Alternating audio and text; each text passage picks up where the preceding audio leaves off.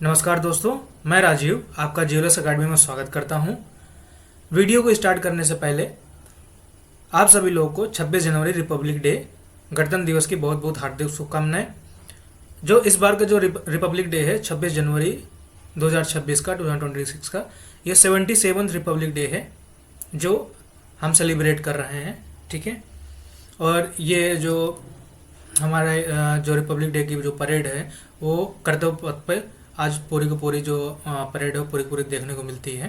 ठीक है, और कितनी अच्छी बात है आज गणतंत्र दिवस के अवसर पर हम फंडामेंटल राइट को डिस्कस करने जा रहे हैं। हमारे जो मौलिक अधिकार हैं उनको पूरा का पूरा हम पढ़ने जा रहे हैं, कौन कौन से हमारे पास राइट हैं इंडिया में रहते हुए। ठीक है, कि कैसे कैसे अधिकार ये हमको मिलते हैं, और सबसे महत्वपूर्ण अधिकार हैं जो बहुत से लोगों को नहीं पता होता है कि उनके पास कौन कौन से राइट्स हैं, या उनको अगर वो चीज़ों का अनजान रहते हैं तो बहुत से लोग क्या होते हैं कि उनकी हेल्प भी नहीं करते हैं कि चीज़ों को जो राइट्स हैं उनके चीज़ों को बताया जाए। और कुछ लोग एजुकेटेड होते हुए भी अपने राइट्स को, चीज़ों को जो कॉन्स्टिट्यूशन में जो मेंशन किए हुए हैं, जो हर एक पर्सन को मिले हुए हैं, वो चीज़ों को वो नहीं उनको ज्ञान है या उनके संज्ञान में है। तो आज हम पूरा का पूरा जो हमारे मौलिक अधिकार हैं जो संविधान ने हमें दिए हैं वो पूरा का पूरा जो ब्रेकडाउन रहेगा स्टार्टिंग से लेकर एंड तक, आर्टिकल अनुच्छेद 12 से लेकर 35 तक, उसका पूरा का पूरा हम ब्रेकडाउन करेंगे। ठीक है, जो इंडियन कॉन्स्टिट्यूशन में जो फंडामेंटल राइट्स हैं उनको मैग्ना कार्टा ऑफ इंडिया भी, भारत का मैग्ना कार्टा कहा जाता है। अब अगर मैग्ना कार्टा बात करें तो मैग्ना कार्टा फर्स्टली कहाँ इंट्रोड्यूस हुआ था, ये वर्ड कहाँ इंट्रोड्यूस हुआ था, तो जो मैग्ना कार्टा इंट्रोड्यूस किया गया था वो 1215 में किंग जॉन के द्वारा इंग्लैंड में इंट्रोड्यूस किया गया था, क्योंकि वो फर्स्ट रिटन राइट्स थे जो कि किंग जॉन द्वारा बताए गए थे। कि उसमें ये बताया गया था कि जो उनकी गवर्नमेंट है वो कानून से ऊपर नहीं है। ठीक है, और जैसे बात करें तो जैसे अपने यहाँ इंडिया में पार्ट 3 को मैग्ना कार्टा कहा जाता है, वैसे ही अलग अलग कंट्रीज़ में जैसे यूएसए, यूनाइटेड स्टेट हो गया, वहाँ पर जो राइट्स हैं सिटीजनशिप के उनको बिल ऑफ राइट्स कहा जाता है। यूके में भी इसको बिल ऑफ राइट है। फ्रांस में आपका जैसे कि देखा जाता है declaration of right of man and the citizen है। कनाडा में इसको आकात है Canadian charter of rights and freedom के नाम से जाना जाता है। जर्मनी में इसको आकात है ग्रेंट्रिक या बेसिक राइट के रूप में है। और जैसे यूरोपियन यूनियन की बात करें तो वहाँ पर इसे जो मैग्ना कार्टा जैसे अपने यहाँ कहा जाता है वैसे वहाँ पर charter of fundamental right of the European union कहा जाता है। ठीक है, तो ये बेसिकली हमने ये देख लिया कि ये बेसिकली मैग्ना कार्टा है क्या चीज़, ये सबसे पहले इंट्रोड्यूस कहाँ हुआ, और डिफरेंट डिफरेंट कंट्रीज़ में जो राइट्स हैं उनको किस किस नाम से जाना जाता है। तो चलिए बिना लेट किए स्टार्ट करते हैं अपने जो आर्टिकल्स हैं डिफरेंट डिफरेंट। तो सबसे पहले हम जो बात करने वाले हैं वो आर्टिकल 12 की बात करने वाले हैं। ठीक है, आर्टिकल 12 बेसिकली क्या दिखाता है, राज्य की परिभाषा को डिफाइन करता है। ठीक है, अब बात करते हैं कि जो इंडिया में डिफरेंट डिफरेंट है तो हम उसको स्टेट किस किस चीज़ को कहेंगे, मीन्स जो राज्य है वो किस किस चीज़ को परिभाषित करती है। ठीक है, तो अगर हमें क्लेम करने हुए तो किसके खिलाफ क्लेम करने होते हैं, स्टेट के खिलाफ ही क्लेम करेंगे हम। ठीक है, तो हम स्टेट किन किन चीज़ों को कहेंगे। ठीक है, तो बात करते हैं स्टेट जो कवर होगा। पहला तो ये आपका आ जाता है government and parliament of India. ठीक है, इनके खिलाफ आप जो फंडामेंटल राइट है उनको क्लेम कर सकते हैं। ठीक है, देन गवर्नमेंट जो स्टेट की जो बॉडी है, स्टेट का जो लेजिस्लेचर है उसके, स्टेट की जो गवर्नमेंट है उसके अगेंस्ट आप पूरा का पूरा कर सकते हैं। ठीक है, देन जो लोकल अथॉरिटीज़ हो गई जो कि म्यूनसिपैलिटीज़ और पंचायत हो गई, उनमें भी आपका पूरा का पूरा गवर्न होगा। और अदर अथॉरिटीज़ की बात करें तो इन सब के अलावा जो भी अथॉरिटीज़ अदर में काउंटेड रहेंगी वो भी आकात है स्टेट कहलाई जाएंगी। जैसे कि अगर अदर अथॉरिटीज़ की बात करें तो उसमें जो भी स्टेट के कंट्रोल में जो बॉडी रहेंगी उनको आकात है अदर अथॉरिटी में काउंट किया जाएगा। ठीक है, फिर जो एजेंसी, जो स्टेट एजेंसी या जो स्टेट के अंडर में पूरा का पूरा वर्किंग में है उनको पूरा का पूरा कहा जाएगा। ठीक है, जो भी सेंट्रल गवर्नमेंट और स्टेट गवर्नमेंट के अंदर में जो भी बॉडीज काम कर रही हैं, जो भी एजेंसीज काम कर रही हैं, उनको हम किस में काउंट करेंगे, स्टेट में ही काउंट करेंगे, ठीक है। और जो ऐसी बॉडी जो कि पब्लिक इंपॉर्टेंस और जनहित के कार्यों में संलग्न है या उनमें काम कर रही है, कंट्रीब्यूशन अपना दे रही हैं, तो वो बॉडी भी पूरी की पूरी किस में काउंट होंगी, हमारी स्टेट के डिफिनेशन में काउंट होंगी, ठीक है। अब जैसे जो अदर अथॉरिटीज़ का पूरा जो केस आया था, जो सबसे पहले ओरिजिनेट हुआ था, उसमें केसेस का जो नाम रहेगा, अभी पूरा का पूरा जो डेप्थ में हम पूरा का पूरा कवर करेंगे, वो हम पूरा राइटिंग पार्ट में कवर करेंगे। पूरा का पूरा ब्रेकडाउन रहेगा आर्टिकल 12 से लेकर 35 तक। उसमें आपका कौन कौन से केसेस हैं, कब कब ये ओरिजिनेट हुआ, कौन कौन से फैक्ट और इशूज पे पूरा का पूरा हुआ, वो हम पूरा का पूरा राइटिंग पार्ट में आज पूरा का पूरा फंडामेंटल राइट कवर करने वाले हैं। तो अदर अथॉरिटी की बात करें तो अदर अथॉरिटी के कुछ केसेस के मैं नाम बताता हूँ। जैसे university of Madras versus Shantabai में ये डिक्लेयर किया गया था, ये रूलिंग आई थी कि जो यूनिवर्सिटी है वो अदर अथॉरिटी में काउंट नहीं होती है, ठीक है। फिर देन उसके बाद ये फिर चेंजेस हुए। फिर 1960 में उमेश वर्सेस वीएन सिंह में एक केस आया कि यूनिवर्सिटी का जो विश्वविद्यालय है वो स्टेट के अंतर्गत आएगी, ठीक है। फिर Uzma Bai versus state of UP में ये देखा गया कि उसमें एक लैटिन के उसमें ये देखा गया इजस्डम जेनरिस, मीन्स जो भी ये सब जो बॉडी एक जैसे काम करेंगी उनको आकात है स्टेट के जैसे काम करेंगे उनको स्टेट का दर्जा दिया जाएगा, ठीक है। फिर डिफरेंट और भी डिफरेंट केसेस है जिसमें आपका रजिस्टर्ड सोसाइटी को भी स्टेट में काउंट किया जाता है, अदर अथॉरिटीज़ में काउंट किया जाता है। तो ये पूरा जो कॉन्सेप्ट है अदर अथॉरिटीज़ का, क्या क्या कौन कौन से केसेस में इवॉल्व हुआ कॉन्सेप्ट कि किन किन चीज़ों को कहा जाएगा अदर अथॉरिटी, वो भी हम पूरा राइटिंग पार्ट में पूरा कवर करने वाले हैं, ठीक है। फिर उसके बाद जो नेक्स्ट आर्टिकल हमारा है आर्टिकल 13 है, जो कि ये कहता है, जो हमें बताता है the shield of judicial review, means मौलिक अधिकारों से असंगत कानून। मीन्स वो पूरा का पूरा जो भी लॉ फ्रेम हुई होती है लेजिस्लेचर द्वारा या स्टेट के द्वारा या कोई ऑर्डर पास हुआ होता है, तो पूरा कौन रिव्यू करता है, जो जुडिशियल है, जो हमारे जो एपेक्स कोर्ट है, सुप्रीम कोर्ट हो गया, ठीक है, वो एपेक्स में आपके सुप्रीम कोर्ट हो गया, देन उसके बाद हाई कोर्ट हो गया। तो ये क्या करते हैं, जो लॉ फ्रेम हुए होते हैं उनको पूरा रिव्यू होता है, देखा जाता है कि वो जो इनकॉन्स्टिट्यूशनल फंडामेंटल राइट्स हैं उनके अगेंस्ट तो नहीं है, उनके मीन्स कोई ऐसा लॉ या प्रोविज़न कोई इंटरफेयर या किसी चीज़ को ऑब्स्ट्रक्ट तो नहीं कर रहा है राइट को फुली इम्प्लीमेंट होने में, ठीक है। तो जो जितने भी राइट्स हैं वो बेसिकली जुडिशियल का पूरा जो वर्किंग रहता है वो पूरा का पूरा रिव्यू करने का, पूरा का पूरा जो लॉज डिफरेंट केसेस में, कंडीशन में, सिचुएशन में सोसाइटी के इम्प्लीमेंटेशन बनते हैं, वो पूरा का पूरा जुडिशियल का रिव्यू के अंदर में होता है। जब हम आर्टिकल 13 की बात करते हैं तो उसमें हमें डॉक्ट्रिन की बात होती है। उसमें हम जैसे कि डिफरेंट डॉक्ट्रिन है, जैसे सेवरेबिलिटी की डॉक्ट्रिन हो गई, ठीक है, इक्लिप्स हो गया आपका, ठीक है। फिर इसमें जो वेवर की होती है, जैसे सेवरेबिलिटी की बात करें तो अगर डॉक्ट्रिन ऑफ सेवरेबिलिटी में हम जब बात करते हैं तो इसमें ये देखा जाता है कि जो लॉ फ्रेम हुआ, जो भी उसका जो इनकरेक्ट पार्ट है या निगेटिव एक्सपेक्ट है उसको पूरा का पूरा रिमूव कर दिया जाता है। जो कि ये कॉन्सेप्ट किस केस में अराइज हुआ था, एक ही गोपालन के केस में अराइज हुआ था ये पूरा का पूरा, ठीक है। उसमें एक गोपालन में डिटेंशन का केस आया था, तो वो पूरा का पूरा जो उसका निगेटिव जो एस्पेक्ट था वो रिमूव किया गया था।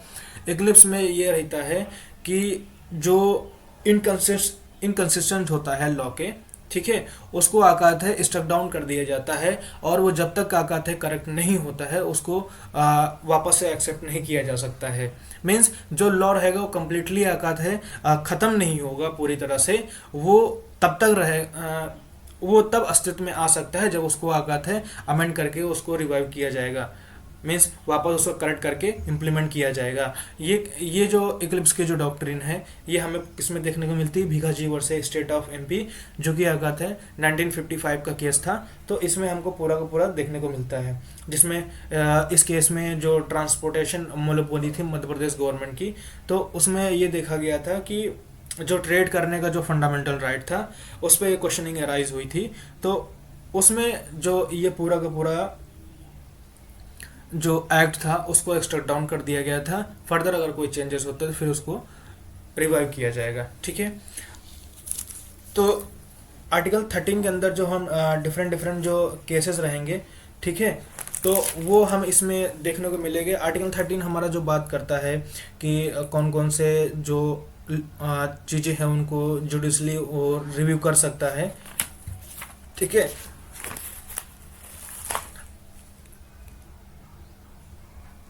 ठीक है, अगर इसमें बोला जाता है कि अगर पहले के जो भी कानून जो कि पहले जो भी कानून थे और संविधान बनने के बाद जो भी कानून लागू हुए थे, अगर उसमें भी कोई भी जो फंडामेंटल राइट को वायलेट करता है, वो पूरे के पूरे किस में हो जाएंगे, वाइड हो जाएंगे।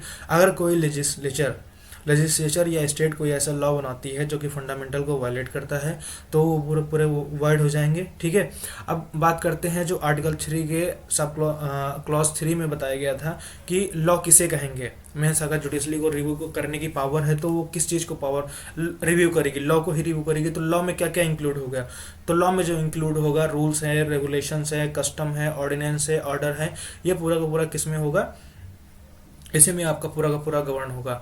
और इसमें जो हमें पूरे केस देखने को मिलते हैं वो पूरे के पूरे जो लैंडमार्क केसेस हैं जो काफ़ी कंपटीशन में पूछा जाता है। जैसे आपका ये केसेस हो गया, शंकरी प्रसाद का केस हो गया जो कि 1951 का केस था। देन उसके बाद सज्जन सिंह का केस था जिसमें ये 1965 का केस में आया था कि जो भी डिसीजन शंकरी प्रसाद के केस में हेल्ड हुआ था वही सेम अपहेल्ड कर दिया गया था सज्जन सिंह के केस में। गोलकनाथ का जो केस आया था 1967 में केस आया था जिसमें जो पार्लियामेंट के पास जो अमेंड जो राइट्स थे उनको मतलब कहा गया था कि कोई इंटरफेरेंस नहीं करेगी, ठीक है। देन उसके बाद जो हमारा नेक्स्ट जो आता है, फिर 1971 में जो 24th अमेंडमेंट हुआ तो उसमें पार्लियामेंट ने जो आर्टिकल 13(4) ऐड किया कि उन्होंने बोला कि जो आर्टिकल 13 और आर्टिकल जो 368 का कोई भी आपस में इंटर रिलेट नहीं करेंगे, और इसमें ये बोला गया कि अमेंडमेंट लॉ नहीं है। तो फिर से ये केस अराइज हुआ कि जो अमेंडमेंट करने के बाद प्रोसीजर बनता है वो क्या चीज़ है, मतलब उसको रिव्यू किया जा सकता है कि नहीं। तो वो पूरा का पूरा चैलेंज किस केस में हुआ था, फिर केशवानंद भारती में ये पूरा का पूरा केस चैलेंज हुआ था जिसमें ये बोला गया था 13 ज्यूरी की बेंच में, जिसमें जो वर्डिक्ट आया था 7-6 का आया था। तो उसमें ये बोला गया था कि अमेंडमेंट मतलब अमेंडमेंट किसी भी लॉ का या किसी भी राइट्स का अमेंडमेंट करना सही है, लेकिन वो तब तक सही है जब तक संविधान के जो बेसिक स्ट्रक्चर है उस पर कोई हानि ना पहुंचे या उसको कोई डिस्टरबेंस ना हो, क्योंकि जो भी फंडामेंटल राइट्स है वो बेसिक स्ट्रक्चर का पूरा जो पार्ट है, ठीक है। तब सबसे पहले इसी केस में, केशवानंद भारती के केस में ही जो संविधान का मूल ढांचे की बात हुई थी, बेसिक स्ट्रक्चर की बात हुई थी, वो अस्तित्व में आया था, ठीक है। नेक्स्ट आर्टिकल की हम बात करते हैं तो जो आर्टिकल 14 है राइट टू इक्वलिटी की बात करता है, समानता का अधिकार की बात करता है। तो इसमें राइट टू इक्वलिटी में हम दो चीज़ों कॉन्सेप्ट को देखेंगे। पहला जो इक्वलिटी बिफोर लॉ है जो कि ब्रिटिश कॉन्सेप्ट था, ठीक है। ये निगेटिव कॉन्सेप्ट था क्योंकि इसमें जो था कि लॉ के ऊपर कोई नहीं है। जो किंग जॉन ने जो चार्टर पेश किया था उसमें उन्होंने यही बोला था कि उनकी गवर्नमेंट लॉ से ऊपर नहीं है, ठीक है। तो अब यहाँ जो यूएसए का जो कॉन्सेप्ट था equal protection of law, means ये जो हमारा कॉन्सेप्ट है ये पूरा पॉजिटिव कॉन्सेप्ट में जाता है।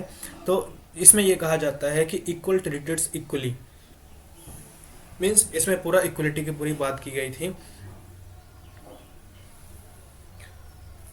तो जो इसमें जो भी जैसे कि अगर हम पुराने व्यू को देखें तो इसमें ये था कि मतलब डिफरेंट चीज़ें थी, डिफरेंट फैक्ट पे बात होती थी। फिर जो नया कॉन्सेप्ट आया उसमें ये मनमाना मतलब आर्बिट्रेशन का टेस्ट का एज अ नाम दिया गया, जिसमें ये बोला गया था कि जो इक्वलिटी है, जो समानता है, वो डायनेमिक रहेगी, मतलब चेंजेबल रहेगी। क्योंकि अगर इसमें मनमानापन आया तो ये जो समानता है इसके पूरे के पूरे खिलाफ हो जाएगा।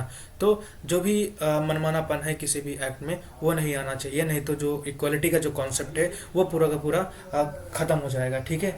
तो ये जो कंसेप्ट जो अराइज हुआ था वो जो केसेस हम बाद में डिस्कस करने वाले हैं उनका नाम मैं बता देता हूँ। जैसे इंदिरा गांधी वर्सेस राजनारायण का केस है, ठीक है। फिर उसमें आपका ईपी रोयप्पा का केस है, 1974 का केस है। फिर Maneka Gandhi versus union of India का केस है। तो ये सारा जो केस का कॉन्सेप्ट है इसमें हम पूरा का पूरा देखेंगे, ठीक है। जैसे EP Royappa versus state of Tamil Nadu 1974 के जो केस में हुआ था, इसमें जो कंसेप्ट इक्वलिटी का जो कंसेप्ट था वो काफ़ी वाइड इंटरप्रिटेशन में इसको दिया गया था। तो इसमें जो ये नया जो कंसेप्ट ओरिजिनेट हुआ था, ये केस किस में ओरिजिनेट हुआ था, EP Royappa versus state of Tamil Nadu के केस में ही ओरिजिनेट हुआ था, जिसमें बोला गया था equality and arbitrariness are enemy to each other, मतलब आपस के ये शत्रु हैं दोनों के दोनों, समानता और मनमानापन, ये दोनों आपस मतलब दोनों एक दूसरे के शत्रु हैं। ठीक है। अगर इक्वलिटी की बात किया जाए तो कुछ एक्सेप्शन है जो हमारे आर्टिकल में जो मेंशन है, जिसमें प्रेसिडेंट, राष्ट्रपति और राज्यपाल को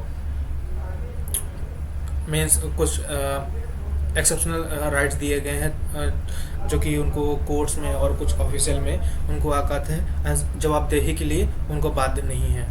ठीक है। तो अब हम बात करते हैं आर्टिकल 15 की बात करते हैं, जिसमें आर्टिकल 15 और 16 को एक साथ हम देख लेते हैं, जिसमें डिस्क्रिमिनेशन और अपॉर्चुनिटी की बात की गई है।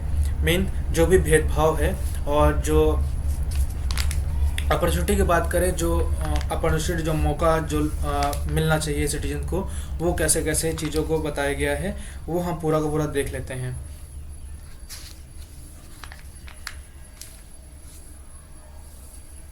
ठीक है। जैसे आर्टिकल 15 का अगर हम बात करते हैं तो इसमें बताया गया था कि जो भी डिस्क्रिमिनेशन है, जो भी भेदभाव है, ठीक है, वो नहीं किया जाएगा। मतलब जो भेदभाव का पूरा विषेध रहेगा, जिसमें राज्य किस ग्राउंड पे डिस्क्रिमिनेट नहीं कर, भेदभाव नहीं कर सकती है, जिसमें आपका रिलीजन हो गया, रेस हो गया, कास्ट हो गया, सेक्स हो गया, प्लेस ऑफ बर्थ हो गया। ठीक है। अब अगर हम इसको हिंदी में देखते हैं, धर्म हो गया, आपका मूल वंश हो गया, जाति हो गया, लिंग हो गया, आपका जन्म स्थान के आधार पर कोई भी राज्य भेदभाव नहीं करेगा। ठीक है। अगर हम इसमें शब्द ओनली की बात करते हैं, केवल की बात करते हैं, तो केवल किस पे औकात है, अगर ये चीज़ हम देखें कि ओनली किस पे इम्प्लाइज होता है, तो वो सिर्फ जो आवासीय हैं उन पे ये पूरा का पूरा मीन्स ये एक्सेप्शनल केस है, वो किया जा वो पॉसिबल ही है। ठीक है।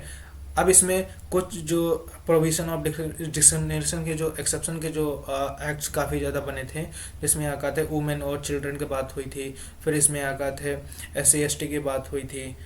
ठीक है। फिर AWS इकोनॉमिकल वीकर सेक्शन के जो आर्टिकल 15 के क्लॉज 6 में आपका पूरा का पूरा बताया गया था। ठीक है। और इसमें जो SC ST और इनका जो रिजर्वेशन का था, वो आर्टिकल 15 के 4 और 5 क्लॉज में आपको पूरा का पूरा जो है एक्सप्लेनेशन इसका दिया गया है। ठीक है। अब आर्टिकल 16 की बात करते हैं, तो इसमें आका थे रिजर्वेशन का पूरा कॉन्सेप्ट जो वो इवॉल्व हुआ था। जो भी पब्लिक एम्प्लॉयमेंट है, तो जो अवसर का जो अवसर में मतलब पब्लिक एम्प्लॉयमेंट मतलब लोक नियोजन में जो अवसर की समानता है, वो पूरा पूरा कंसेप्ट किस आर्टिकल में बताया गया है, वो आर्टिकल 16 में बताया गया है। जिसमें जो लैंडमार्क केसेस थे आपके, जो इंद्रासानी का केस है जो कि 1992 में है, इसको मंडल कमीशन का कभी केस कहा जाता है। तो कभी कभी कंपटीशन में आपका सवाल आ जाता है कि मंडल कमीशन केस किसे कहा जाता है। अभी कुछ AIB के ऑल इंडिया बार एग्जामिनेशन के एग्जाम में पूछा गया था कि ये मंडल कमीशन केस किसे कहा गया है, तो उसमें इंद्रासानी का नेम मेंशन आप पूरा इसको चूज आउट कर सकते हैं। ठीक है। इसमें जो रिजर्वेशन की जो कैप बताई गई थी वो 50% बताया गया था। ठीक है, कि इससे एक्सीड नहीं हो सकता है। और इसमें जो क्रीमी लेयर का जो एक्सक्लूडन किया गया था, और जो भी प्रमोशन थे उसमें कोई रिजर्वेशन का कॉन्सेप्ट नहीं दिया गया था। ठीक है। फिर दिन 2006 में जो नागराज का केस आया था, फिर उसमें फिर से ये जो प्रोसीजर था ये फिर से चेंज हुआ था। इसमें ये बताया गया था, रूलिंग आई थी कि जो रिजर्वेशन है प्रमोशंस में, वो SC ST और बैकवर्ड क्लास को लोगों को दिया जाएगा। अगर ये प्रूव होता है कि वो पूरा बैकवर्ड क्लास के हैं, तो भी वो पूरा उसमें इम्प्लीमेंट रहेगा। ठीक है। फिर जो 103rd अमेंडमेंट जो आया था, उसमें आगा थे आपका जो EWS का जो कोटा था, इकोनॉमिकली वीकर सेक्शन को जो आर्थिक पिछड़े संवर्ग थे, उनका पूरा कोटा जो किसमें इंट्रोड्यूस किया था, आर्टिकल 103rd अमेंडमेंट में ये पूरा का पूरा आपका इंट्रोड्यूस किया गया था। ठीक है। अगर मंडल कमीशन केस के एक और इम्पोर्टेंट केस जब आ जाता है तो उसमें एक और केस रहता है आपका Balaji versus state of Mysore होता है, जिसमें आका थे दो क्लासिफिकेशन किए गए थे, बैकवर्ड क्लास और मोर बैकवर्ड क्लास में। तो जो इसमें रूलिंग आई थी उसमें ये बोला गया था कि जो जो भी ये क्लासिफिकेशन हुआ था बैकवर्ड और मोर बैकवर्ड क्लास का, वो रॉन्ग क्लासिफिकेशन है। ठीक है, देन हम नेक्स्ट आर्टिकल की बात करते हैं।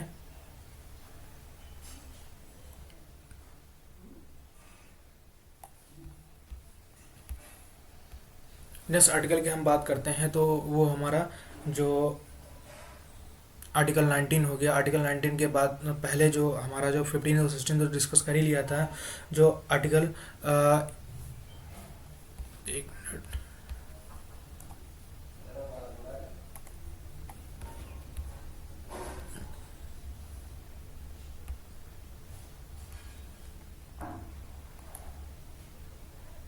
ठीक है। तो जो जो आर्टिकल 17 में जो बात किया गया था वो एबोलिशन ऑफ अनटचेबिलिटी का था। जो अस्पृश्यता का जो कॉन्सेप्ट था सोसाइटी में काफ़ी सालों से चला आ रहा था कि जो लोअर वीकर सेक्शन है उनको कभी भी अपलिफ्टमेंट नहीं दिया जाता था। जो हायर कम्युनिटी में जो स्टैंडर्ड में थे वो उनके द्वारा एक्सप्लॉइट किए जाते थे। तो वो एबोलिशन आर्टिकल 17 में पूरा का पूरा किया गया था। उसकी हेल्प से जो भी जो डिस्क्रिमिनेशन हो रहा था कास्ट बेस पे या जेंडर बेस पे, वो पूरा का पूरा अबोलिश किया गया था। तो इसे हम अस्पृश्यता का अंत भी आर्टिकल इसमें कहा गया है। ठीक है, आर्टिकल 18 में जो भी आका थे एबोलिशन ऑफ टाइटल्स थे, मीन्स जो भी डिफरेंट डिफरेंट उपाधियाँ थी उनका पूरा का पूरा एबोलिशमेंट कर दिया गया था। जो भी गवर्नमेंट रिकॉग्नाइज, जैसे आप पीएचडी करते हैं तो आपके जो प्रीफिक्स आपका लगता है नाम के आगे, वो आप डॉक्टर लगा सकते हैं। ठीक है, एक इंजीनियर होता है जो कि अपने आगे पूरा का पूरा इंजीनियर लगा सकता है। ठीक है, अब आर्टिकल 17 की अगर बात करते हैं, इसमें जो भी प्रैक्टिस थी वो पूरा का पूरा बंद कर दी गई थी। ठीक है, और ये लॉ के अंदर पूरा का पूरा पनिशेबल माना गया था, मतलब दंडनीय था। अगर कोई ऐसा भी एक्ट करता है कि जो इसमें अस्पृश्यता के उसमें आता है या डिस्क्रिमिनेशन के उसमें करता है, तो वो लॉ के द्वारा पूरा का पूरा पनिश किया गया था। और जो सिविल राइट एक्ट 1955 के अंदर पूरा का पूरा इसको प्रोटेक्शन दी गई थी। ठीक है, एबोलिशन ऑफ टाइटल की बात करते हैं तो एबोलिशन ऑफ टाइटल में जैसे कि जो मिलिट्री, जिसमें जो आपका लेफ्टिनेंट होता है, जनरल होता है, मेजर होता है, तो ये जो टाइटल हैं ये पूरा का पूरा जो है ये एक्सेप्टेबल थे। इनके अलावा कोई भी टाइटल को इंटरटेन नहीं किया जाता था। ठीक है, और जो भी फॉरेन स्टेट के जो टाइटल थे उनको भी पूरा का पूरा एक्सेप्ट नहीं था। ठीक है, और जो भी भारत का सिटीजन नहीं था, तो भारत का सिटीजन अगर नहीं है वो अपना टाइटल अगर इंडिया में यूज़ करता है तो विदाउट परमिशन ऑफ प्रेसिडेंट जो रहेगा वो उसके परमिशन के बिना वो टाइटल यूज़ नहीं कर सकता है। ठीक है,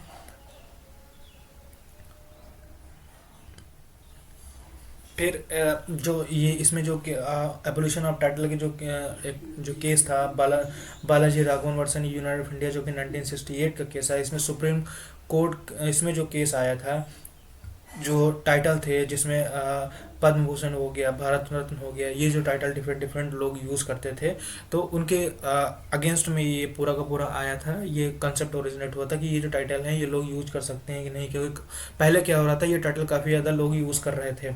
तो इसमें जो सुप्रीम कोर्ट का जो रूलिंग आया, जो जजमेंट आया, तो उसमें ये बोला गया था कि ये कंट्री द्वारा एक रिस्पेक्ट अवार्ड है जो कि दिया गया है। ठीक है, ये टाइटल नहीं है जो कि आप नाम के आगे या पीछे इनको लगा सकते हैं। ठीक है, अब अगर हम बात करें आर्टिकल 19 की, तो आर्टिकल 19 जो है वो हमें स्वतंत्रता का अधिकार पूरा का पूरा देता है, जिसमें डिफरेंट डिफरेंट जो जैसे हम पहले क्लॉज के जो पूरे के पूरे जो आपके जो 6 प्रकार के पूरे के पूरे बताए गए हैं। जैसे आपका freedom of speech and expression हो गया, मीन्स भाषण और अभिव्यक्ति की स्वतंत्रता हो गई। ठीक है, पीसफुल असेंबली मीन्स शांतिपूर्ण सम्मेलन करने का पूरा अधिकार था आपका। ठीक है, एसोसिएशन आपको संघ बनाने का पूरा अधिकार था। आप कहीं भी भारत में इधर उधर मूवमेंट कर सकते हैं, मीन्स आ जा सकते हैं। तो पूरा संचरण का जो अधिकार था वो पूरा का पूरा आर्टिकल 19 आपका पूरा राइट प्रोवाइड करता है। फिर रेजिडेंस का था, मीन्स आप कहीं भी इंडिया में कहीं पर भी आप अपना रेजिडेंस कर सकते हैं। निवास का अधिकार जो है कॉन्सेप्ट पूरा का पूरा राइट टू फ्रीडम हमें देता है। और फिर आप अगर डिफरेंट डिफरेंट जगह रह रहे हैं तो जाहिर सी बात है आपको लाइवलीहुड सर्वाइवल के लिए आप वहाँ पर कोई ना कोई ट्रेड या बिजनेस करेंगे, कोई ना कोई प्रोफेशन आप ऑप्ट करेंगे। तो ये पूरा का पूरा जो रहेगा व्यवसाय का अधिकार भी पूरा का पूरा आर्टिकल 19 हमें देता है।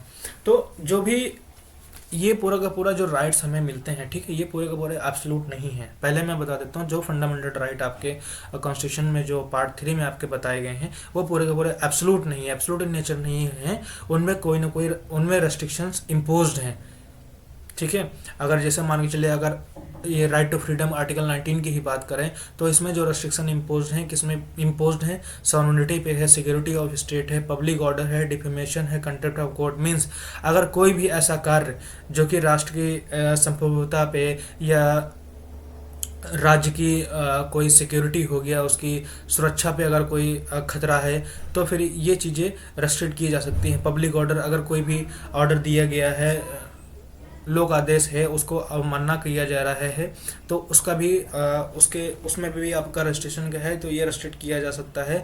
और अगर कोर्ट ऑफ कंटेंट या किसी की इंसल्ट करते हैं, डिफेमेशन करते हैं तो ये भी पूरा पूरा का पूरा जो क्या रहेगा आपका रेस्ट्रिक्ट हो सकता है, ठीक है। अब जैसे जब हम अभी राइटिंग पार्ट में बात करेंगे तो जैसे फ्रीडम, जो जितने भी ये प्रोफेशन है, जो भी आपका राइट टू फ्रीडम आपको जो दिया गया है डिफरेंट डिफरेंट एक्सपेक्ट में कि स्पीच एंड एक्सप्रेशन हो गया, असेंबली हो गया, एसोसिएशन हो गया, तो इनके जो डिफरेंट डिफरेंट केस हैं वो पूरा का पूरा डेप्थ हम पूरा का पूरा किस में पढ़ेंगे, अभी राइटिंग पार्ट में पढ़ेंगे।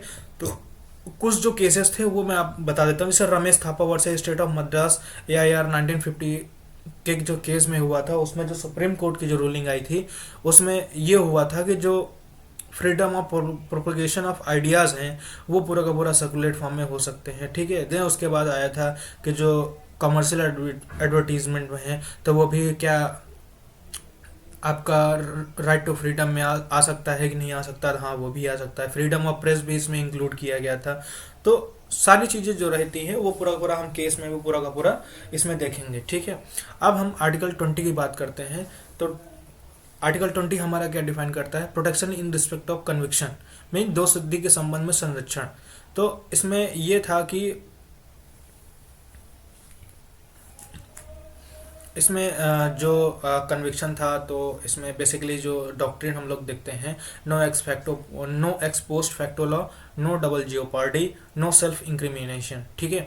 अगर हम एक्स पोस्ट फैक्टो लॉ की बात करते हैं, भूतलक्षी कानून से संरक्षण, मीन्स जैसे मान के चले कोई भी पर्सन कन्विक्ट किया गया, हिरासत में लिया गया हुआ है, ठीक है, उसको जब वो अरेस्ट हुआ था तब उसकी सज़ा, उसकी मतलब जो उसने एक्ट किया था उसकी सज़ा उस समय कम निर्धारित थी और फिर बाद में जो भी रूल्स और रेगुलेट हुए उसमें सज़ा उसकी बढ़ा दी गई। तो ऐसा नहीं होगा कि जो नई सज़ा है उसके आधार पर उसको सज़ा दी जाएगी, नहीं, जो पहले सज़ा निर्धारित थी वो पर्सन को वही सज़ा पूरी कंप्लीट करके वो फ्री हो सकता है पूरा का पूरा, ठीक है। तो इसकी बात करें तो you can not be punished for an act that was not a crime when committed, ठीक है। मीन्स आप उस चीज़ के लिए सज़ा नहीं सज़ा के भागीदार नहीं होंगे जो कि पहले जो आपने एक्ट किया वो सज़ा क्राइम नहीं था और बाद में जो नई रूलिंग आई उसमें आप वो एक्ट क्राइम में इंक्लूड हो गया, या पहले जो सज़ा कम थी आपकी नई रूलिंग में वो सज़ा ज़्यादा हो गई, तो वो पूरा का पूरा आपका इस जो डॉक्ट्रिन है, जो लैटिन है, no ex post facto law, means उस पर ये पूरा का पूरा प्रोटेक्टेड रहता है, ठीक है। अब बात करते हैं नो डबल जियोपार्डी, मीन्स दोहरे दंड से संरक्षण, ठीक है। तो इसमें बात करते हैं तो no person shall be punish for the same offence more than once, means किसी एक अपराध के लिए वो बार बार सजा उसको नहीं मिल सकती है, ठीक है।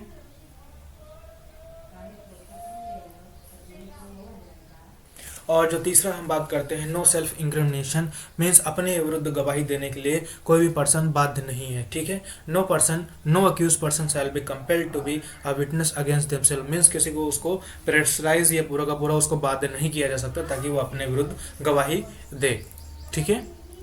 अब हम बात करते हैं आर्टिकल 21 की बात करते हैं, जो कि क्या थे, काफ़ी ब्रॉड कॉन्सेप्ट है। मीन्स अगर इसको हम आर्टिकल 21 को देखें तो ये, अगर हम इस वीडियो में पूरा का पूरा डिफाइन करने की बात करते हैं, अगर डिफाइन करने की कोशिश भी करें तो ये कम से कम 1-2 घंटे का पूरा आर्टिकल 21 पे ही पूरा का पूरा चला जाएगा।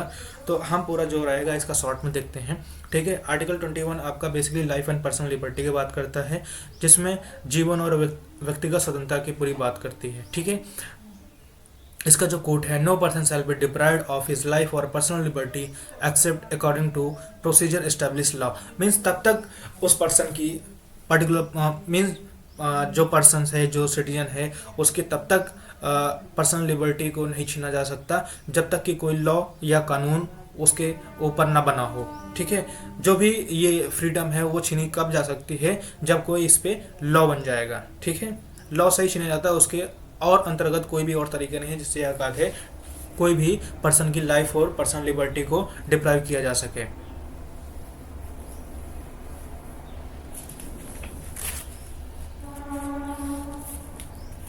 ठीक है, जैसे हम बात करते हैं जो डिफरेंट डिफरेंट केस के था, जैसे कि जो कॉन्सेप्ट इसका राइज हुआ था एक गोपालन के ही केस में आया था, जो कि आकात लॉ का स्ट्रिक्ट इंटरप्रिटेशन हो रहा था। ठीक है, फिर उसके बाद Maneka Gandhi versus union of India जो 1978 के केस में हुआ था, जो उनका पासपोर्ट एयरपोर्ट अथॉरिटी द्वारा सीज कर दिया गया था। तो ये भी उसमें आका थे, पूरा का पूरा कॉन्सेप्ट आया था। उसमें ये बोला गया था कि जो प्रोसेस लॉ का प्रोसेस है वो कौन से स्टैंडर्ड का होना चाहिए, ड्यू प्रोसेस का होना चाहिए। मीन्स जो जजमेंट है वो पूरा का पूरा जस्ट, फेयर एंड रीजनेबल होना चाहिए। जो लॉ है वो पूरा कोई भी आर्बिट्रेरी नेचर का नहीं होना चाहिए, कि जिससे कि क्योंकि जो एक्ट में पासपोर्ट अथॉरिटी के एक्ट में जो मेंशन किया हुआ था, वो जो रूलिंग आई थी उसमें ये बोला गया था कि ये जो लॉ है ये आर्बिट्रेरी नेचर का है, तो उसको स्ट्रक डाउन कर दिया गया था। ठीक है, और इसमें पूरा जो भी इसमें कॉन्सेप्ट ये अराइज हुआ था कि जो आपका जजमेंट है वो पूरा कैसा होना चाहिए, जस्ट, फेयर एंड रीजनेबल होना चाहिए। मीन्स सही होना चाहिए, तार्किक होना चाहिए और कारणवश होना चाहिए। ठीक है, अगर हम जो आर्टिकल हैं अभी तक, जितना हमने आर्टिकल अभी तक पढ़े हैं आर्टिकल 21 तक, तो अगर हम कुछ आर्टिकल को जब मेंशन करें तो उनको हम गोल्डन ट्रायंगल कहते हैं। जैसे हमारा आर्टिकल 14 हो गया, ठीक है, आर्टिकल 14 हो गया, आर्टिकल 19 हो गया, आर्टिकल 21 हो गया। आर्टिकल 21 हमारा लाइफ और पर्सनल लिबर्टी की बात करता है। आर्टिकल 19 हमारा freedom of speech and expression की बात करता है। और आर्टिकल जो 14 है हमारा, वो हमारा जो राइट टू इक्वलिटी की बात करता है। मीन्स इन जो 3 राइट्स को बेसिकली पूरा का पूरा क्या कहा गया है, गोल्डन ट्रायंगल के बाद पूरा का पूरा कहा गया है। और इस जो आर्टिकल में है पूरा का पूरा जो लाइफ का जो कॉन्सेप्ट है वो समान पूरी की पूरी लाइफ विद डिग्निटी, मीन्स पूरी की पूरी आज़ादी थी पूरी ज़िंदगी जीने के लिए। ठीक है, तो इसमें जो डिफरेंट डिफरेंट केसेस थे कि मतलब कैसे कैसे ये आर्टिकल 21 का जो पूरा कॉन्सेप्ट था, कैसे कैसे डिफरेंट डिफरेंट ईयर्स में ये पूरा का पूरा इवॉल्व हुआ, ये यहाँ भी आगे पूरे के पूरे देखने को मिलेंगे। इसमें भी डिफरेंट डिफरेंट केसेस है, जिसमें राइट टू प्राइवेसी की बात आती है। फिर ठीक है, फिर इसमें मरने का अधिकार, राइट टू डाई का भी पूरा का पूरा इसमें जो कॉन्सेप्ट हुआ था ये इवॉल्व हुआ था। इसी में आपका जो आर्टिकल 21 का जो ए है वो 86 अमेंडमेंट जो एक्ट आया था उसके द्वारा बताया गया था कि जो राइट टू एजुकेशन है चिल्ड्रन के लिए, वो 6 to 14 ईयर्स के लिए कंपलसरी पूरा का पूरा है, वो स्टेट पूरा प्रोवाइड करेगा। ठीक है, और इसी में हम बात करते हैं इन्वायरमेंट प्रोटेक्शन की भी पूरी की पूरी बात करते हैं, क्योंकि जो राइट टू क्लीन एयर और वाटर का है ये भी पूरा कॉन्सेप्ट किस में कवर करता है, पूरा का पूरा आर्टिकल 21 पूरा पूरा कवर्न होता है इसमें। ठीक है, अब हम बात करें कि जो अभी राइट टू प्राइवेसी की जैसे हमने बात किया, तो राइट टू प्राइवेसी जो अभी करंट जो डायनेमिक जनरेशन चल रही है उसमें पूरा का पूरा जो है वो डिजिटाइजेशन हो गया है, तो वो पूरा का पूरा भी जो राइट है वो पूरा का पूरा एक्सपैंड हुआ है इसमें। जैसे कि जो केस था justice K S Puttaswamy retired versus union of India 2010 का केस था, इसमें जो रूलिंग आया था उसमें ये बोला गया था कि जो भी राइट टू प्राइवेसी है, ठीक है, वो आपका अंतर्गत आर्टिकल 21 के आएगा, लाइफ और लिबर्टी के अंतर्गत में ही आएगा। ठीक है,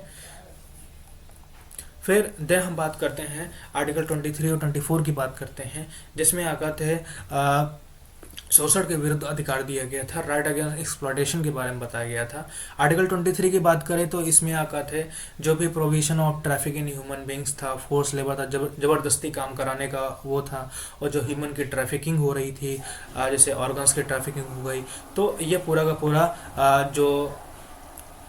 पूरा जो इसमें रोक था, जो इस पे स्टॉपेज था, वो पूरा का पूरा किसके तहत था, आर्टिकल 23 के तहत था। क्योंकि उस टाइम काफ़ी ज़्यादा केसेस आ रहे थे, जो छोटे बच्चे थे उनको पूरा का पूरा काम मजदूरी कराया जा रहा था, फिर जो काम इच्छा करने की इच्छुक भी नहीं है उनको ज़बरदस्ती काम कराया जा रहा था। तो इसमें पूरा का पूरा जो आर्टिकल 23 है, वो पूरा का पूरा जो मानव तस्करी है, वो पूरा का पूरा इसमें पूरा का पूरा रोक था। ठीक है, आर्टिकल 21 हो गया आपका। आर्टिकल 23, आर्टिकल 22 की बात करें तो इसमें जो पर्सन को था कि जो भी इसमें प्रोटेक्शन था, मीन्स के protection against arrest and detention का था। तो इसमें यह था कि मतलब जो भी पर्सन को डिटेन किया गया हुआ है, उसके उसके मतलब वो किस किस चीज़ की प्रोटेक्शन को पूरा का पूरा कर सकता था। पहले ये होता था कि मनमाने तरीके से किसी भी पर्सन को डिटेन कर लिया जाता था, ना तो उसको कोई राइट दिए जाते थे, ना ही उसको कुछ बोलने की परमिशन थी। तो जब आर्टिकल 22 इंट्रोड्यूस हुआ तो उसमें ये चीज़ें राइट दी गई कि जो भी अरेस्टेड पर्सन है उसके क्या क्या राइट हैं। ठीक है, तो वो जैसे आफ्टर अरेस्ट होने के बाद वो उसको जो अपने वकील है उनसे बात करने का पूरा अधिकार है, और जो भी वहाँ के जो जुडिशियल मजिस्ट्रेट हैं उनके सामने उसको 24 घंटे के अंतराल में उसको पूरा का पूरा पेश करना रहेगा। ठीक है, और अगर किसी भी पर्सन को डिटेन करना है 24 घंटे से ज़्यादा तो भी मजिस्ट्रेट की पूरी परमिशन लेनी पड़ेगी। विदाउट परमिशन वो 24 घंटे से ज़्यादा डिटेन नहीं कर सकता है।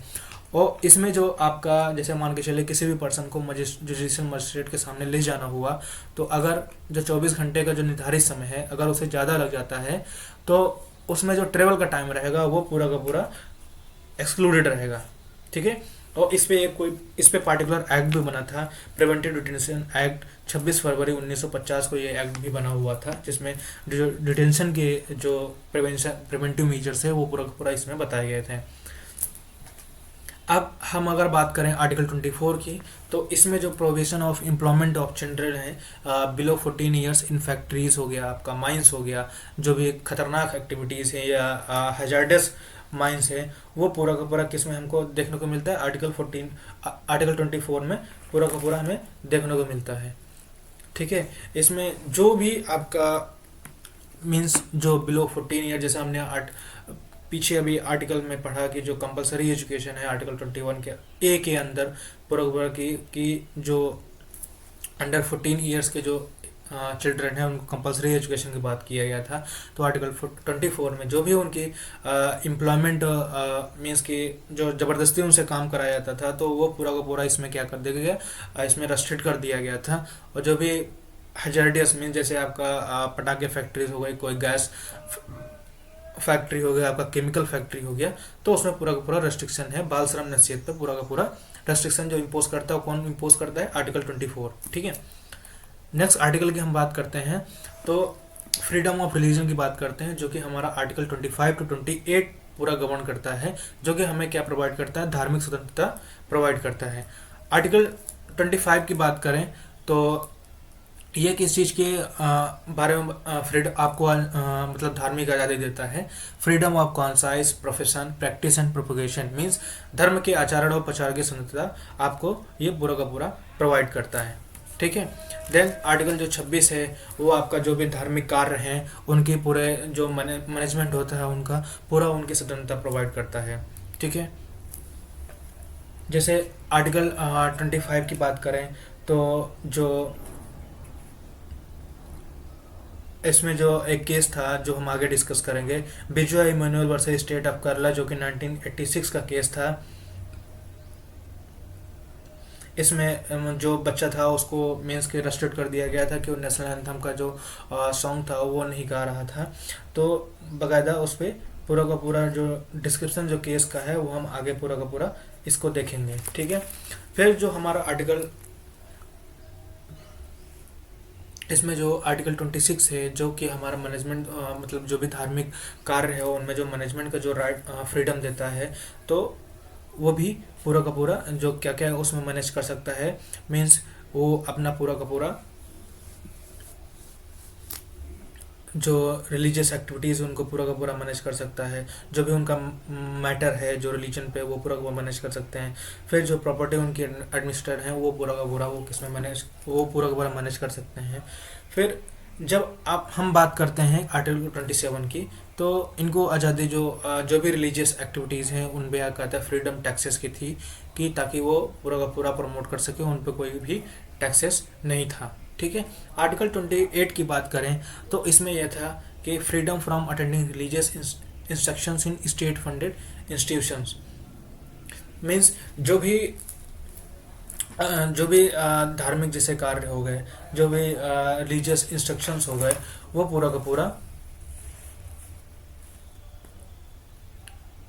पूरी आज़ादी थी कि आप मतलब कहीं पर भी किसी भी फंडेड इंस्टीट्यूशन में जो भी रिलीजियस इंस्ट्रक्शन है वो पूरा का पूरा आप आज़ादी थी आपको कि आप उनको अटेंड कर सकते हैं। ठीक है। और इसमें ये बोला गया था कि जो भी इंस्टीट्यूशन है वो पूरा का पूरा किस में मेंटेन होना चाहिए, स्टेट के द्वारा मेंटेन होना चाहिए। ठीक है। स्टेट के द्वारा रिकॉग्नाइज होना चाहिए। ठीक है। तो ये पूरा का पूरा आपको इसमें पूरा का पूरा आर्टिकल 28 में जो मैनेजमेंट है पूरा का पूरा देखने को मिलता है। अब जैसे कुछ केस के इसमें आर्टिकल 28 का ही अगर देखें तो इसमें कुछ केस थे, जैसे DAV college Bathinda versus state of Punjab के केस आता है जो कि 1954 का था। इसमें यह था कि जो गुरु नानक पे टीचिंग पे था वहाँ पर, तो वहाँ पर अलाउ किया गया हुआ था, तो उसमें ये केस रजिस्टर्ड हुआ था कि ये जो क्या है कि ये आर्टिकल 28 का मतलब वायलेशन है कि ये जो रिलीजियस एक्टिविटीज़ हैं वो पूरा पूरा इसमें टीच की जा रही हैं। ठीक है। तो इसमें बोला गया हुआ था कि वो स्टेट जो पंजाब स्टेट है उसमें जो ये एक्टिविटी जो टीचिंग गुरु नानक की दी जा रही है वो आर्टिकल 28 का कोई भी वायलेशन नहीं करता है। ठीक है। अब जो नेक्स्ट आर्टिकल की हम बात करते हैं वो हमारा जो है रिलीज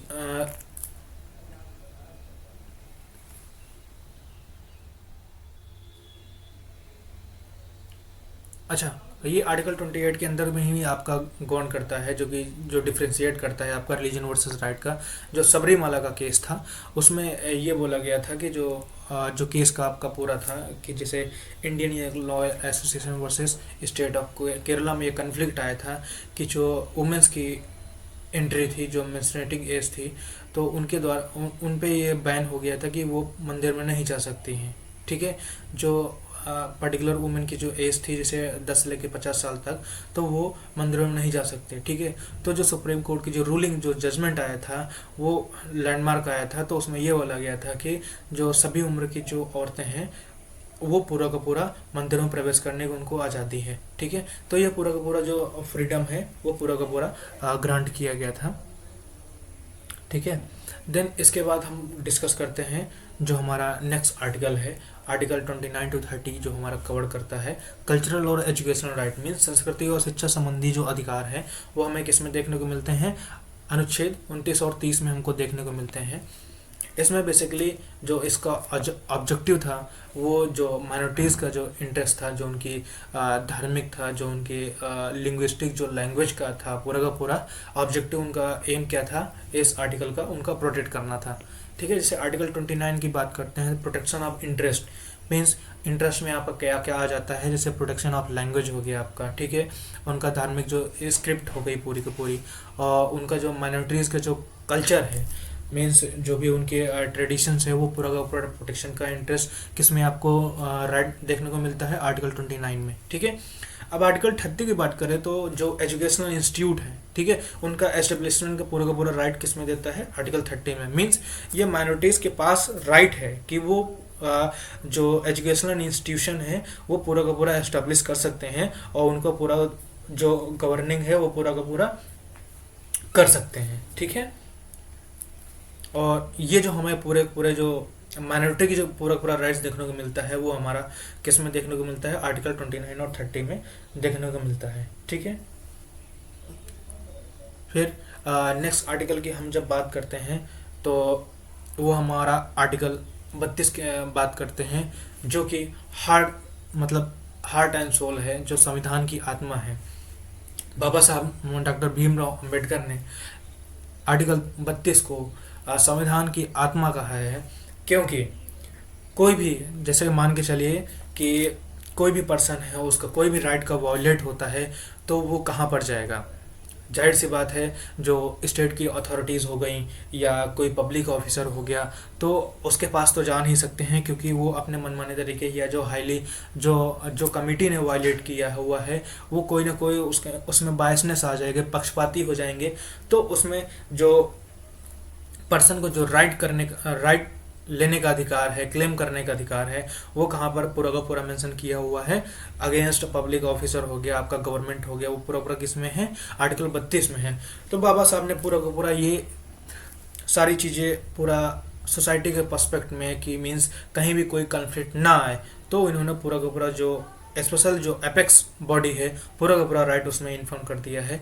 जैसे हमारा जो आर्टिकल 32 है, वो सुप्रीम कोर्ट जो एपेक्स कोर्ट है, उसमें पूरा ये राइट के थ्रू आप पूरा का पूरा जो अपने राइट्स हैं जो वायलेट हुए हैं, उनका जो क्लेम है और जो रिजोल्यूशन है, वो आप कर सकते हैं।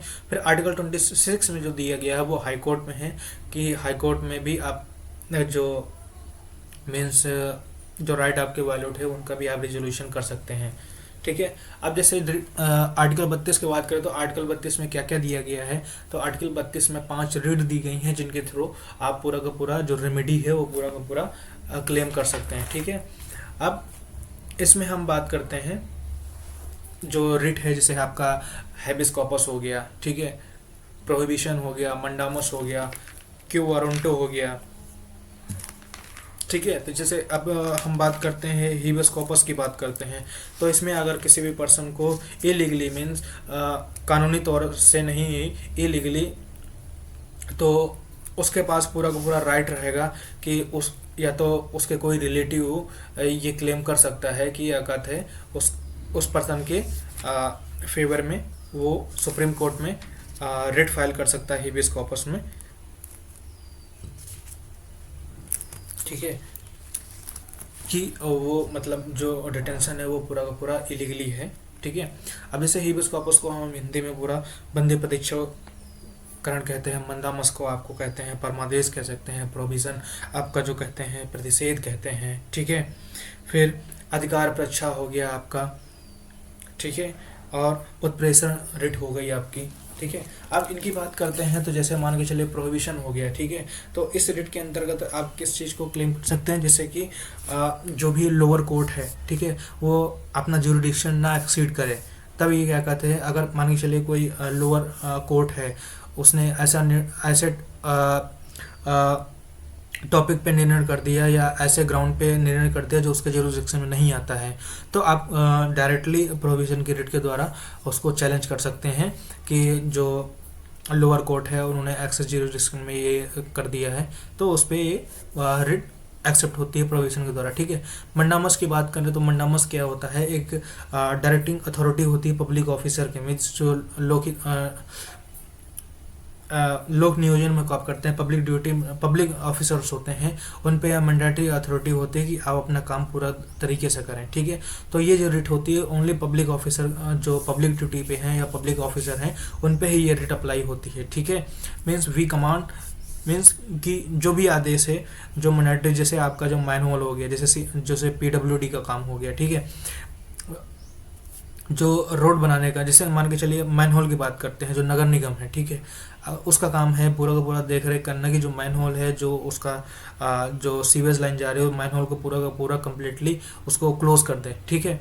लेकिन अगर वो मैनहोल को क्लोज नहीं करते, कोई इसमें पर्सन गिर जाता है या उसका कोई इंजरी हो जाती है, तो उस मंडामस के तहत उसको पूरा का पूरा क्लेम कर सकता है कि ये जो नगर निगम की जो मैंडेटरी ड्यूटी थी कि मैनहोल को पुट करना, तो ये फिर डायरेक्शन होता है कि आदेश होता है कि वो अपना काम पूरी तरीके से करें। ठीक है। क्यू वारंटो में क्या होता है कि आपसे क्वेश्चनिंग पूछी जाती है कि जैसे कि मतलब मीन्स कौन सी अथॉरिटी आपकी है, जैसे मान के चलिए कोई कंपनी है, उसमें 2 पर्सन है जो कि एलिजिबल हैं, एक क्वालिफाइड है, सारे रिक्वायरमेंट्स फुलफिल करता है, नेक्स्ट स्टेज के प्रमोशन के लिए, और कोई एक पर्सन है जो कि अकात जो हायर अथॉरिटी है उसके साथ लगा रहता है कंटिन्यूसली और उसको प्रमोशन मिल जाता है, तो वो जो पर्सन जिसके पास सारी एलिजिबल और क्वालिफिकेशन थी उस प्रमोशन को लेने के लिए, तो वो इस क्यू वारंटो के रिट के थ्रू वो पूरा का पूरा अपना जो राइट है वो पूरा का पूरा क्लेम कर सकता है और चैलेंज कर सकता है जो सामने वाले को जो प्रमोशन मिला वो किस ग्राउंड पे दिया गया है, जबकि उसके पास इसेंशियल क्वालिफिकेशन भी नहीं है। तो उस रेट के थ्रू हम को वारंटो के थ्रू हम उसको पूरा का पूरा चैलेंज कर सकते हैं। ठीक है, अब बात करते हैं सर्टियोरी की बात करते हैं। तो इसमें ये होता है कि एक सर्टिफिकेट मांगा जाता है लोअर कोर्ट से कि जो भी आपने जो ऑर्डर दिया गया हुआ है तो वो उसका अगर वो चीज़ सही नहीं होती है तो उसको फिर क्या कर दिया जाता है, वो क्वेश कर दिया जाता है। ठीक है, अगर वो जजमेंट सही तरीके से नहीं हुआ, ठीक है, तो वो चीज़ें होती हैं। अब हम बात कर लेते हैं आर्टिकल 32 के जो सब क्लॉज हैं। आर्टिकल 32(1) हो गया, आर्टिकल 32(2) हो गया, आर्टिकल 32(3) हो गया, आर्टिकल 32(4) हो गया। तो हम इसकी बात करते हैं कि ये आप कब इसको क्लेम कर सकते हैं। ठीक है, ये राइट्स आपको डायरेक्टली सुप्रीम कोर्ट में जाने के लिए पूरा का पूरा एलिजिबल करते हैं कि जब आपका कोई भी फंडामेंटल जो राइट है आपका जो पार्ट 3 में पूरा का पूरा बताया गया है उसका कोई भी मतलब वायलेशन हुआ या उसका आपको इन्फोर्समेंट कराना है तो उसके डायरेक्टली आप किस में जा सकते हैं, सुप्रीम कोर्ट में। ठीक है, फिर जो आपका आर्टिकल 32(2) है उसमें ये आपके रिट्स के जो 5 रिट हैं आपकी वो उनमें पूरा का पूरा बताया गया है कि इन रिट के थोड़ा आप पूरा इन्फोर्समेंट करा सकते हैं। ठीक है, फिर जो आर्टिकल 32 का 3 है उसमें यह कहता है लोकल लिमिट्स के जो ज्यूरिडिक्शन तय करता है कि ज्यूरिडिक्शन तय करता है कि मतलब उससे ज़्यादा एक्सीड ना हो। ठीक है, अब जो हमारे जो नेक्स्ट इसमें जो थे आर्टिकल 33 हो गया आपका, आर्टिकल 34 हो गया, आर्टिकल 35 हो गया। तो इसमें जो पार्लियामेंट की जो पावर है उसके पूरे का पूरे उसमें पूरा का पूरा जो बात हुआ था। ठीक है, तो ये जो अभी तक जितना हमने देखा है कि जो फंडामेंटल राइट हो गया हमारा 12 से लेकर 32 35 तक, तो इसमें जो आगे के जो 3 आर्टिकल हैं जैसे आपका 33 34 35 हो गया, तो 33 की बात करें तो वो जो पार्लियामेंट के पास पावर है वो मॉडिफाई राइट कर सकती है। ठीक है, जैसे कि जो पर्सन है जो आर्म फोर्स में है, ठीक है, उन पे जो राइट और ड्यूटीज़ है उन पे चेंजेस कर सकती है। ठीक है, जो पब्लिक ऑर्डर पे जो क्या कहते हैं फोर्स चार्ज हैं उन पे रहता है। फिर आर्टिकल 34 जो आपका बात करता है वो रेस्ट्रिक्शन ऑफ राइट की बात करता है जब मार्शल लॉ लगता है। ठीक है, किसी भी एरिया में अगर मार्शल लॉ लगता है तो जो राइट्स रेस्ट्रिक्ट किए जाएंगे वो हमें किस आर्टिकल में देखने को मिलता है, आर्टिकल 34 में देखने को मिलता है। ठीक है, वो भी किस में होता है, जो पार्लियामेंट के थ्रू ये पूरा पॉसिबल होता है। फिर आर्टिकल 35 बात करें तो उसमें ये बात होता है legislation to give effect to the provision of this part, means different provisions के बात होते हैं। तो उसमें क्लेम जो राइट्स होते हैं वो क्लेम होते हैं, वो सिटीजन के पास कौन कौन से अवेलेबल होते हैं, तो वो सारा का सारा कंफर्म जो पावर होती है वो पूरा का पूरा इसमें पार्लियामेंट के बारे में बेसिकली बात होती है। जो पार्लियामेंट की पावर है, क्या वो रेस्ट्रिक्शन इम्पोज करता है, कैसे कैसे प्रोसेस है, वो हमारा आर्टिकल 33 35 देखने को मिलता है। ठीक है, अब जैसे हम कुछ इंपॉर्टेंट एक्सपर्ट की बात कर लेते हैं, जैसे कि जो पावर है आपका सस्पेंशन ऑफ प्रीमिनेंस, मीन्स की जैसे कि आर्टिकल 35 जो आर्टिकल 352 जो है, ठीक है, जो इमरजेंसी की बात करता है, तो उसमें जो आपके जो आर्टिकल 19 है जो freedom of speech and expression का है वो ऑटोमेटिकली आपका क्या हो जाएगा, सस्पेंड हो जाएगा। जैसे कि कोई युद्ध होता है या कोई आंतरिक या कोई बाहरी कोई एग्रेशन इवॉल्व होता है, तो ये सारी चीज़ें क्या रहेंगे, जो आपका आर्टिकल 19 रहेगा वो पूरा को पूरा सस्पेंड हो जाएगा। ठीक है, लेकिन जो इसके एक्सेप्शन है जो आर्टिकल 20 और 21 है वो कभी भी सस्पेंड नहीं होंगे। ठीक है, अब आर्टिकल 13 की जो हम अभी बात किए थे कि रेस्ट्रिक्शन जो कि अलाउड हैं, किस पे अलाउड हैं, जो इम्पोज्ड हैं वो आर्म फोर्स हो गई, पुलिस हो गया, ठीक है। तो ये जो कंसेप्ट है ये हमारा पूरा का पूरा फंडामेंटल राइट का जो पूरा का पूरा कवर हो गया। अब जैसे हमने जो बेसिक स्ट्रक्चर डॉक्ट्रिन की बात किया था, तो उसमें ये इवॉल्व हुआ था कि जो भी अमेंडमेंट होते हैं उससे जो बेसिक कंस्ट्रक्शन का जो फंडामेंटल राइट है वो जो है क्या है, बेसिक स्ट्रक्चर संविधान का मूल ढांचा है, तो उनको अमेंडमेंट के द्वारा डिस्ट्रॉय नहीं किया जा सकता है।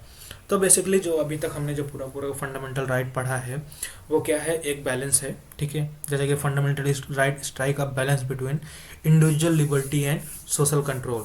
ठीक है, ये पूरा का पूरा जो व्यक्तित्व की पूरी आज़ादी और सामाजिक जो कंट्रोल है वो पूरा का पूरा हम पूरा का पूरा इसमें देखने को मिलता है। ठीक है,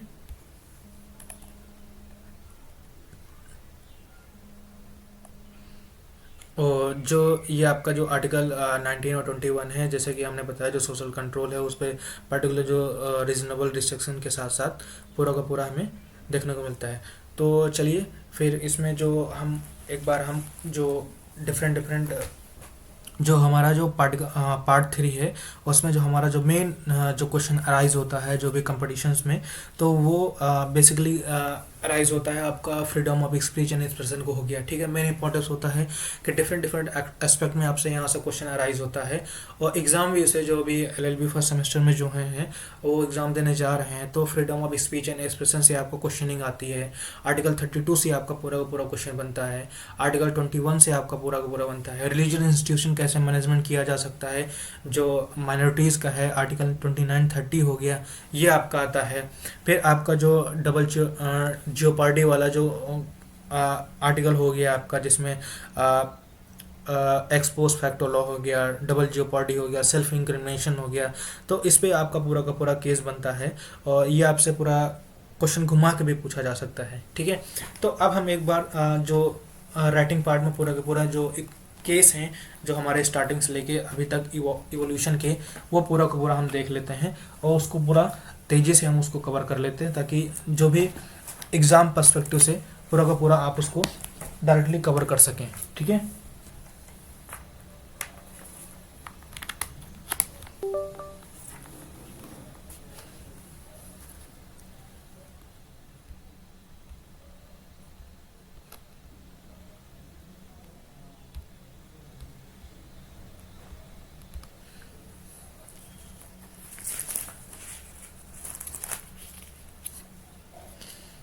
जैसे कि अगर हम जब स्टार्ट करते हैं तो सबसे पहले हम फंडामेंटल राइट की बात कर लेते हैं। ठीक है,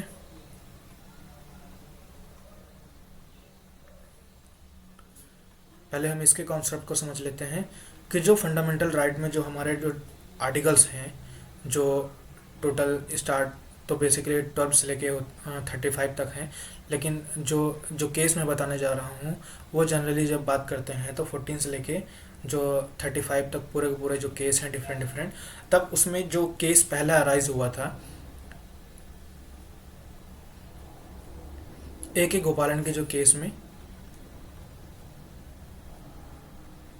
A.K. गोपालन वर्सेस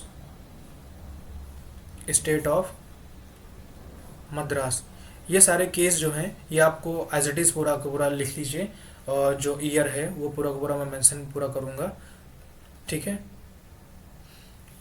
इसमें जो ये क्वेश्चनिंग पूछी गई थी, ये क्वेश्चन अराइज हुआ था कि जो फंडामेंटल राइट्स है, जैसे आपका राइट टू इक्वलिटी हो गया, राइट टू फ्रीडम हो गया, राइट अगेंस्ट एक्सप्लॉयटेशन हो गया, right to freedom of religion हो गया, ठीक है, कल्चरल एजुकेशन राइट हो गया, कॉन्स्टिट्यूट रेमेडी हो गया आपका, तो ये राइट सेपरेट है, मीन्स एक दूसरे से लिंक्ड है या एक दूसरे से अलग है। तो इस जजमेंट में आपका जो रूलिंग आई थी सुप्रीम कोर्ट की, तो इसमें ये बोला गया था कि जो ऑल जो राइट्स हैं वो क्या है, सेपरेट है, मीन्स कोई एक दूसरे से लिंक्ड नहीं है।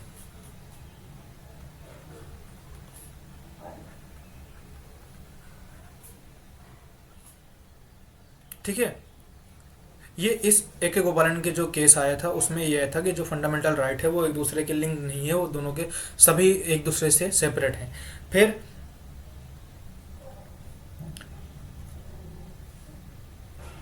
जब हमारा Maneka Gandhi versus union of India 1978 का केस आया था, तो उसमें जो सुप्रीम कोर्ट की जो जजमेंट हुआ था, रूलिंग हुई थी, उसमें ये बताया गया था कि जो फंडामेंटल राइट हैं वो सेपरेट नहीं है, वो सेपरेट नहीं है, वो एक दूसरे से क्या है, इंटरलिंक है। मीन्स अगर कोई भी लॉ एक दूसरे को इंटरफेयर करेगा तो दूसरा राइट अपने आप जो रहेगा इफेक्ट में और उसमें इफेक्टेड रहेगा। ठीक है, अब हम बात कर लेते हैं आर्टिकल 12 की बात करते हैं। ठीक है, आर्टिकल 12 में हम बात करते हैं जो जब क्वेश्चन अराइज हुआ था कि अदर अथॉरिटी में हम किसको काउंट करेंगे।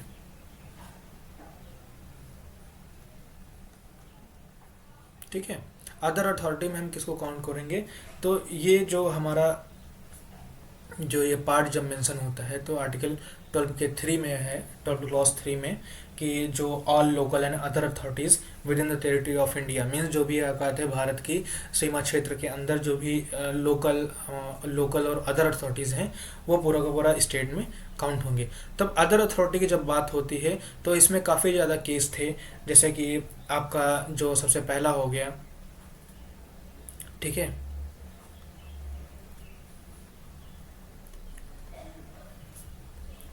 University of Madras versus Shantabai. ठीक है, इसमें जो जजमेंट आया था उसमें ये बोला गया था कि जो यूनिवर्सिटी है वो यूनिवर्सिटी जो है वो स्टेट नहीं है, मीन्स जो भी यूनिवर्सिटीज़ हैं वो स्टेट के अंतर्गत में नहीं आती हैं। ठीक है, फिर दूसरा जो केस आया था उमेश वर्सेस वीएन सिंह के केस में ये जजमेंट आया था, जो कि 1960 का केस था। इसमें ये जजमेंट आया था कि जो यूनिवर्सिटी है वो स्टेट के अंतर्गत आएगी, एज अ स्टेट उसको रिकॉग्नाइज रहेगा, तो जो स्टेट की डिफिनेशन में यूनिवर्सिटी भी काउंट होगी। ठीक है,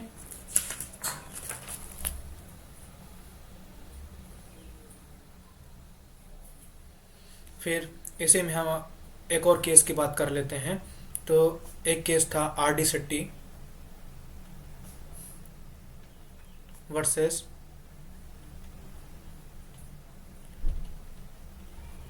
इंटरनेशनल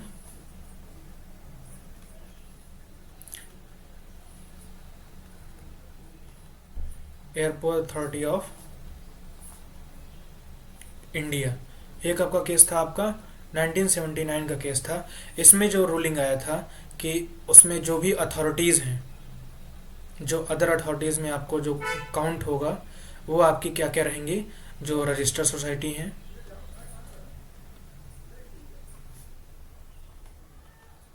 जो रजिस्टर्ड सोसाइटी हैं और जो गवर्नमेंट कंपनी से इंक्लूडेड हैं वो भी काउंटेड होंगी इसमें। ठीक है,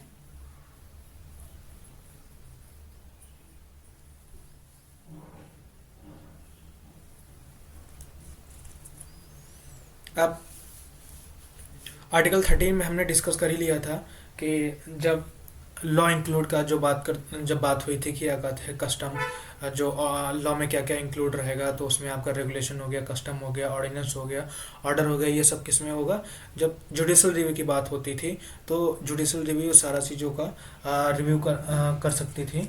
ठीक है, उसमें डिफरेंट डिफरेंट जो थ्योरीज उसमें आई थी। तो जब हम आर्टिकल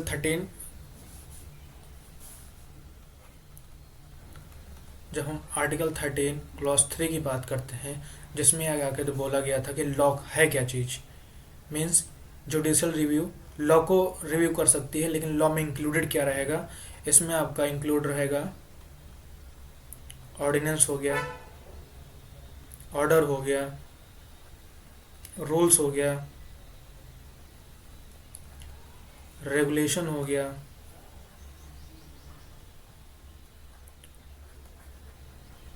बाई लॉज हो गए,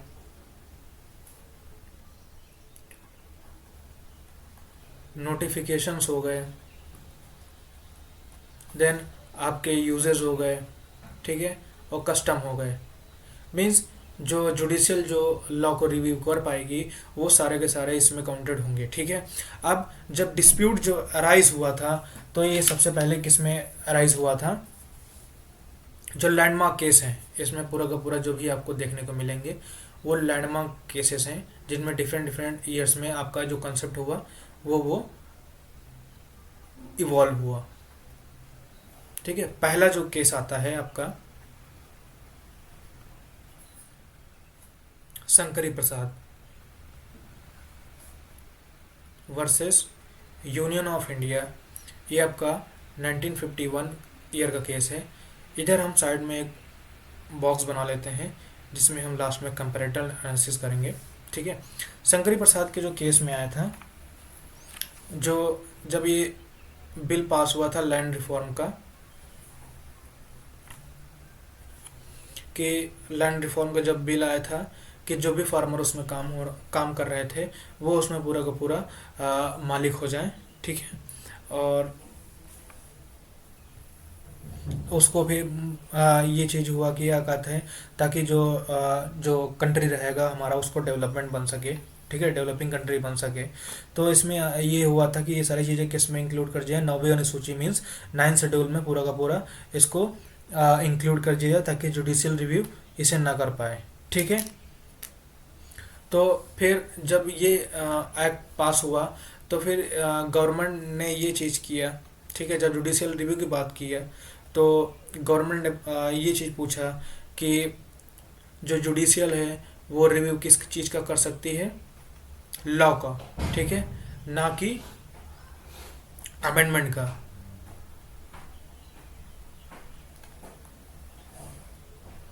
ठीक है, तो ये आया था। तो इसमें जो लैंड रिफॉर्म का जो बिल था उसमें फिर क्या कहते हैं, ये चीज़ का फिर आगे कोई इम्प्लीमेंटेशन नहीं हो पाया था। फिर जब उसके बाद जब केस आया था सज्जन सिंह का, फिर ये क्या कहते हैं प्रॉपर्टी रिलेटेड एक डिस्प्यूट हुआ था वर्सेस स्टेट ऑफ राजस्थान। ये आपका किस में केस आया था, 1965 में केस राज हुआ था। तो जज जो जजमेंट क्या कहते हैं शंकरी प्रसाद में जो हुआ था कि इसमें जो लॉ का रिव्यू है वो जो जुडिशियल है वो लॉ का रिव्यू करेगी, ना कि अमेंडमेंट का। तो इसमें जो जो जजमेंट था वो सेम अपहेल्ड हुआ था जो कि शंकरी प्रसाद के केस में हुआ था। ठीक है, देन उसके बाद जो हमारा केस आता है गोलकनाथ का केस।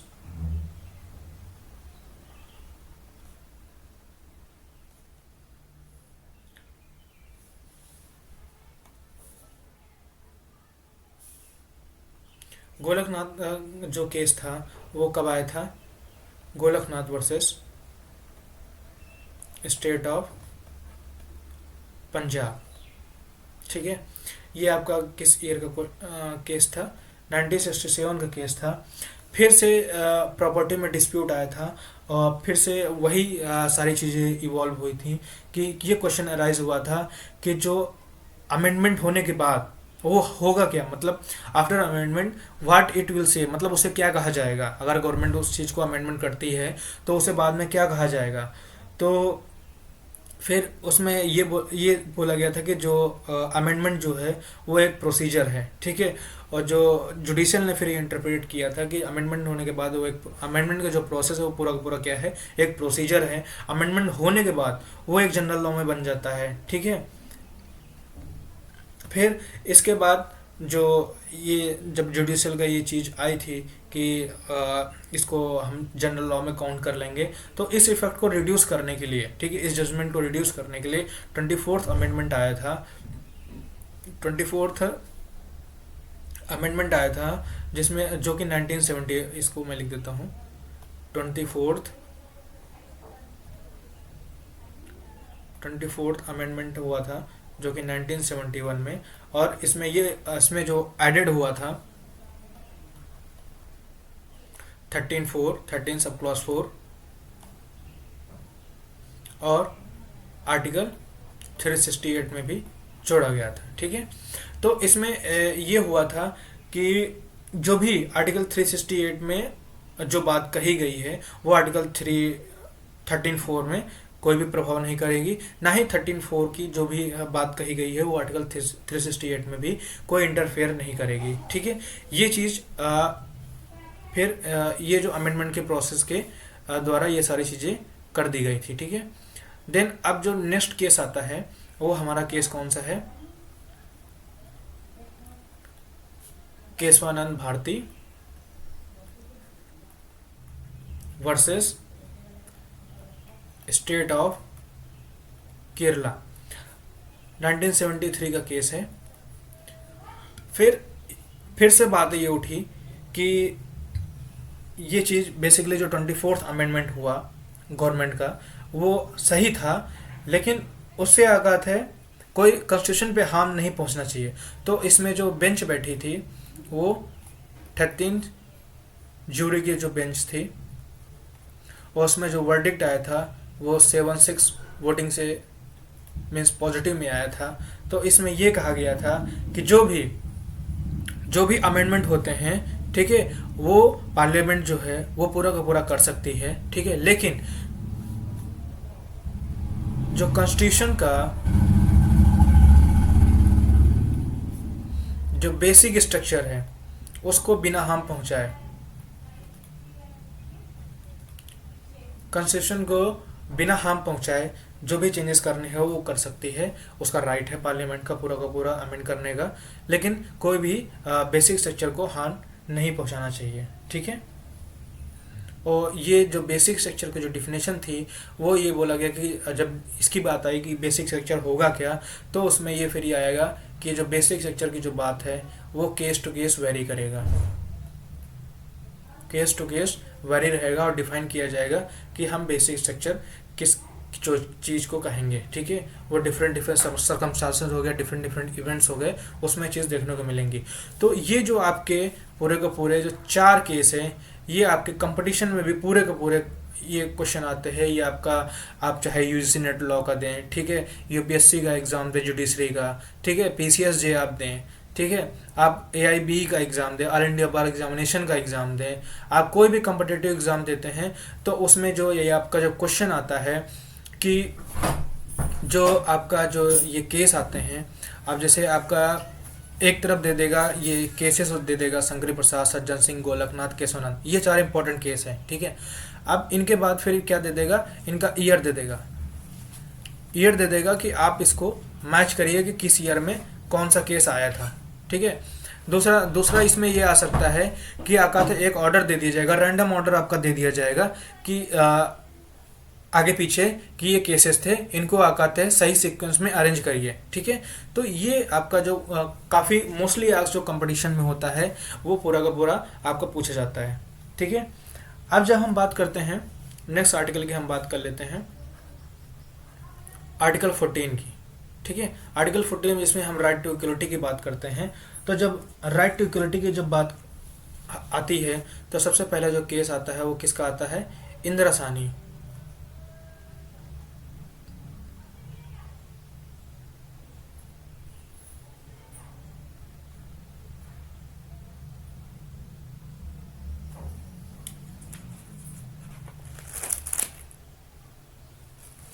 ठीक है, इसमें जो आर्टिकल 14 में जो आपका केस है वो सबसे पहला किसका है, इंदिरा गांधी वर्सेस राजनारायण।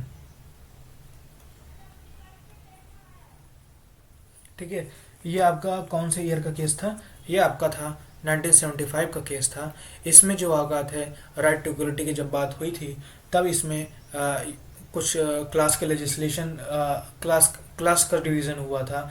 तो इसमें जो जजमेंट आया था, जो इसमें जो रिजर्वेशन का जो प्रोसेस था उसमें क्लासेस का जो डिफरेंट क्लासिफिकेशन हुआ था, तो उसमें रूलिंग आया था कि जो क्लास का डिवीज़न है वो प्रोहिबिटेड है, मींस कि उसको अलाउड नहीं है। ठीक है, और जो भी आपका जो डिवीज़न है वो पूरा आपका रीजनेबल क्लासिफिकेशन होना चाहिए उसका।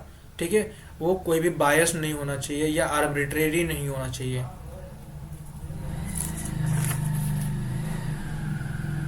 ठीक है, देन नेक्स्ट केस जो इसमें आर्टिकल 14 में एक इम्पॉर्टेंट केस है आपका ईपी रोयप्पा, स्टेट ऑफ तमिलनाडु। ये आपका 1974 का केस था, मतलब इंदिरा गांधी वर्सेस राज नारायण के पहले ये केस ओरिजिनेट हुआ था। इसमें जो इक्वलिटी का जो कॉन्सेप्ट अराइज हुआ, जो हमने आपसे बात किया था कि जो इक्वलिटी है वो इक्वलिटी एंड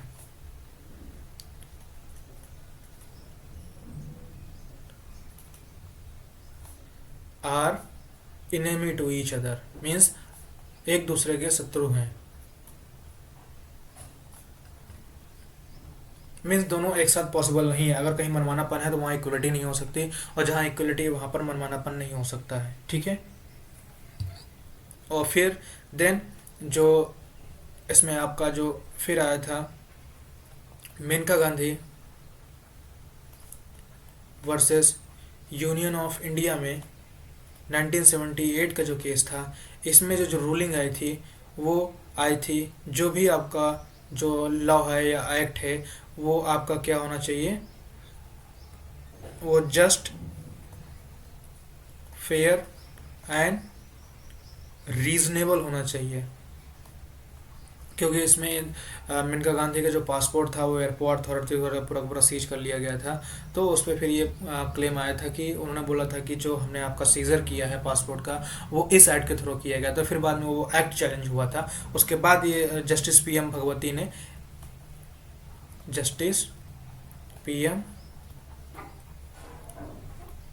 भगवती जी ने बोला था जो भी आपका जो एक्ट है, जो भी आपका प्रोविजंस है, रूल्स हैं, वो कैसे होने चाहिए, आपके जस्ट, फेयर और रीजनेबल होने चाहिए, ठीक है। देन हम आर्टिकल 15 की बात करते हैं, जिसमें आपका प्रोविजन और डिस्क्रिमिनेशन की बात हुई थी। तब इसमें आपका जो सबसे पहला जो केस हमारा जो ओरिजिनेट होता है वो हमारा होता है इंदिरा साहनी का केस।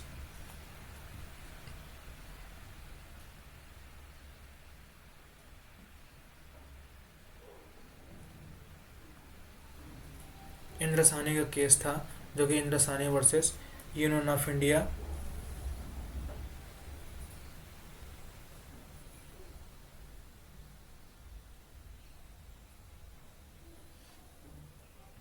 ठीक है। इस केस को हम लोग क्या किस नाम से जानते हैं, पेपर में कभी कभी बहुत मोस्टली पूछा जाता है। इसको हम मंडल कमीशन के केस में भी, मंडल कमीशन के रूप में भी पूरा का पूरा ये इसको जानते हैं, ठीक है। फिर इसमें ये हुआ था कि जो भी जो रिजर्वेशन का जो कैप था, जो जजमेंट आया था वो 50% से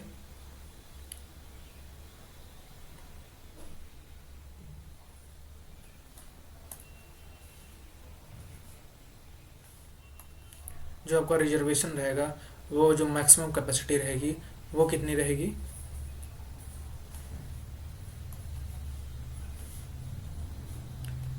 मैक्सिमम जो कैप रहेगी वो आपकी कितनी रहेगी, 50% रहेगी।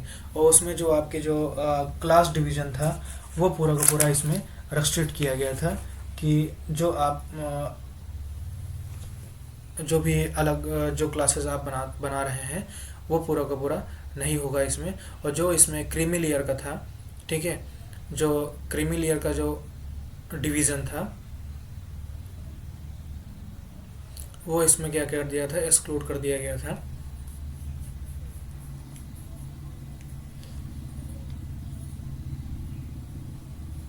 इसमें जो पूरा का पूरा ये केस था, इसमें बेसिकली पूरा का पूरा जो डिफरेंट डिफरेंट ईयर्स में, जैसे आपका सेंट्रल गवर्नमेंट जो 1990 में पास किया था जिसमें यह बोला गया था कि ओबीसी को कोई रिजर्वेशन नहीं मिलेगा, ठीक है। फिर जो इसके पहले जब बात हुआ था 1979 में, जब दुरारजी देसाई जी थे, तो उनकी कमीशन द्वारा एक रिपोर्ट बनाई गई थी जिसमें आका थे जो क्लासिफिकेशन थी जो कि मतलब बैकवर्ड थे और जो एक्टिवली पार्टिसिपेशन उनका गवर्नमेंट में नहीं था, तो उन्होंने उस चीज़ पर रिजर्वेशन उन्होंने बनाने की बात की थी। फिर जब उसमें ये 1980 में जब ये रिपोर्ट सबमिट हुई तो उसमें ये आया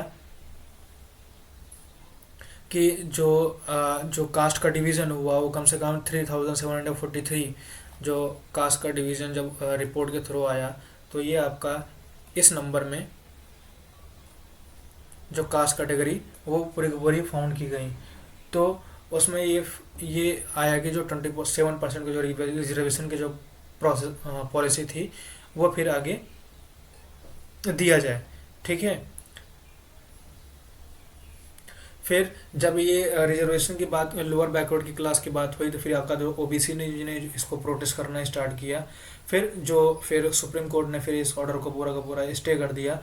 फिर जो जो ऑर्डर जो फॉलो हुआ वो जो आर्टिकल 15 और सब क्लॉज 4, वो आर्टिकल 16 जो सब क्लॉज 4 के अंतर्गत पूरा का पूरा ये इसको स्टे कर दिया गया था।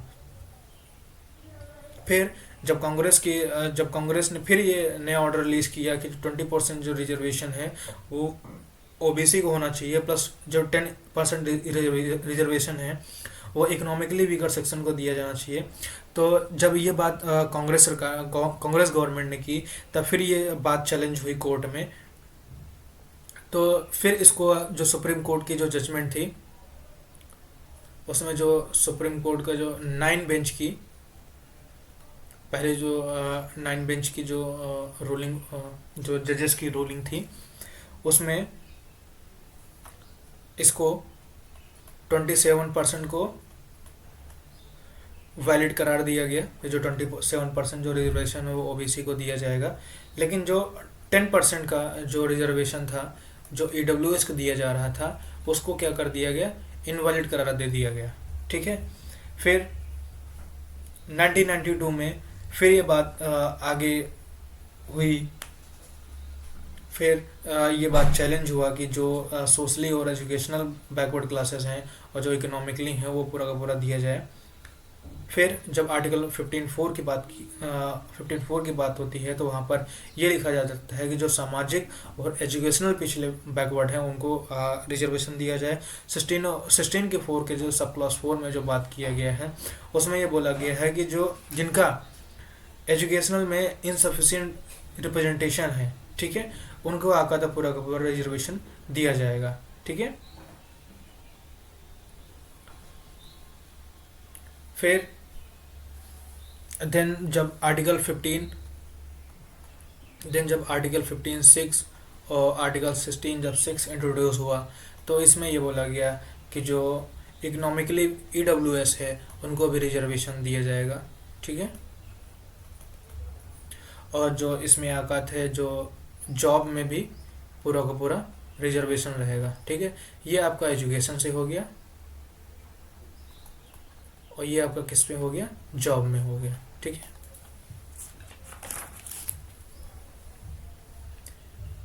देन जब हम इम्पोर्टेंट बात करते हैं, जैसे कि अब अगर हम देख लेते हैं जो एक एक्सपर्ट की अगर हम बात कर लेते हैं, तो अब हम बात करते हैं आर्टिकल 19 के बारे में। ठीक है। जो इम्पोर्टेंट है उनको हम कवर कर लेते हैं, जो मेन इम्पोर्टेंट केसेस थे। तो इसमें जब freedom of speech and expression की बात हुआ था, तो इसमें डिफरेंट केसेस का जो इवोल्यूशन हुआ था वो पूरा का पूरा देखा गया था, जिसमें रमेश थापा के केस में ये बोला गया था कि जो आपका freedom of propagation of ideas हैं वो पूरा का पूरा सर्कुलेट होना चाहिए। ठीक है। सर्कुलेट करने की पूरी आज़ादी है, means freedom of propagation of idea. ठीक है। देन नेक्स्ट केस जो आता है आपका टाटा प्रेस वर्सेस MTNL हो गया। ठीक है। 1995 का केस हो गया। इसमें जो केस अराइज हुआ था, सुप्रीम कोर्ट ने फिर इसको रूलिंग दिया कि जो कॉमर्शियल, ये एक सवाल आया था, जो कॉमर्शियल एडवर्टीजमेंट हो रहा था न्यूज़पेपर में वो मतलब इसके वायलेशन में है कि नहीं। तो फिर आका थे ये चीज़ बोला गया था कि जो ये है मीन्स जो कॉमर्शियल एडवर्टीजमेंट है ये भी आपका फ्रीडम, राइट टू फ्रीडम में आ जाता है, आपका स्पीच एंड एक्सप्रेशन में कॉमर्शियल एडवर्टीजमेंट। ठीक है। अब देन नेक्स्ट में आता है Sakpal paper limited, Sakpal paper limited versus union of India. ये आपका 1962 का केस था। इसमें जो बोला गया था कि जो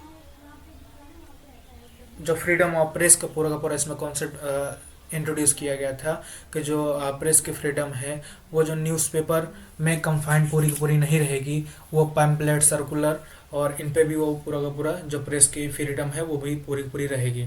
ठीक है, इसमें क्या इंट्रोड्यूस हुआ था, पैम्पलेट हो गया आपका, और जो भी सर्कुलर्स हैं उनमें फ्रीडम ऑफ प्रेस को ने इंट्रोड्यूस किया था न्यूज़पेपर के अलावा। ठीक है, अब इसमें अगर हम आर्टिकल 19 में बात करते हैं, जब फ्रीडम ऑफ ट्रेड की बात करते हैं, ठीक है, तो ट्रेड में आपका जो कंसेप्ट आएगा, जैसे हम ट्रेड ऑन रोड की बात करते हैं, तो ट्रेड ऑन रोड पे जो फेरी वाले होते हैं उन पे जो केसेस था, Sudan Singh versus new Delhi municipal corporation. ठीक है, 1989 का केस था। इसमें जो था, जो फेरी वाले थे, जो हॉकर्स थे, ठीक है, उनको पूरा का पूरा जो रोड्स पे जो उनका जो मतलब बेचने बेचने का था वो पूरा का पूरा इसमें राइट अलाउ किया गया था, right allow to hawkers. Hawkers means वही फेरी वाले हो गए जो रोड पे अपना डिफरेंट डिफरेंट टाइप के ठेले लगाते हैं, वो पूरा अपना बिजनेस करते हैं। ठीक है, लेकिन उस पर आकात है कुछ रेस्ट्रिक्शन के साथ रहेगा कि मान के चलिए अगर उनको अलाउ रेस्ट्रिक्शन कि मीन्स अगर उनको परमिशन दिया गया कि आप वहाँ पर फेरी लगा सकते हैं, तो ये नहीं कि आप उस वहीं पर परमानेंट पूरा का पूरा लगा दिए। कुछ जैसे मान के चलो कोई रेस्ट्रिक्शंस आ गई, कुछ वहाँ पर कोई पब्लिक या ऐसा कोई काम हो रहा होगा, तो फिर ये स्टेट की ड्यूटी पे आ जाता है कि आकात उनको आकात नया प्लेस दिया जाए ताकि वो अपना पूरा जो कोड ऑफ लाइवलीहुड है वो पूरा का पूरा कर सकें। ठीक है, अब हम बात कर लेते हैं आर्टिकल 21 की बात करते हैं। ठीक है, आर्टिकल 21 में जब हमने अभी कई केसेस में, कई आर्टिकल में हमने देख लिया कि जो मेनका गांधी वाला था, जो पासपोर्ट सीजर वाला था, इसमें सबसे पहले ये आ गया था।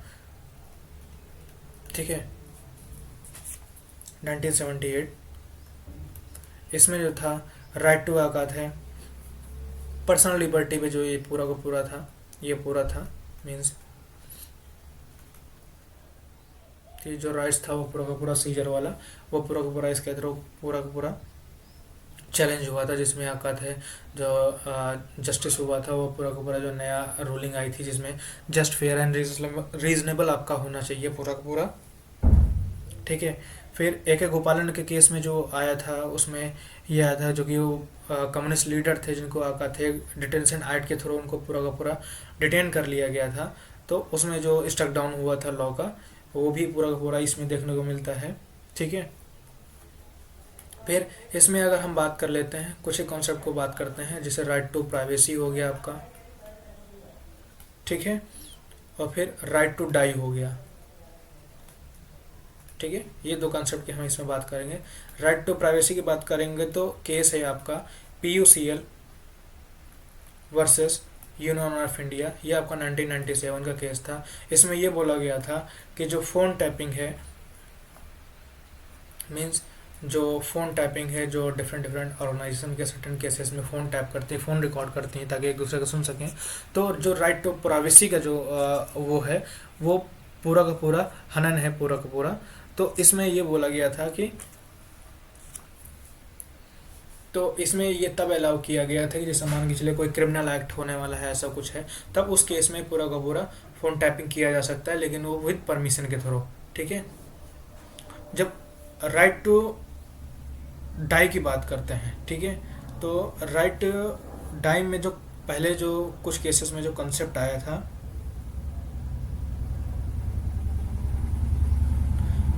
ये आया था आपका स्टेट ऑफ महाराष्ट्र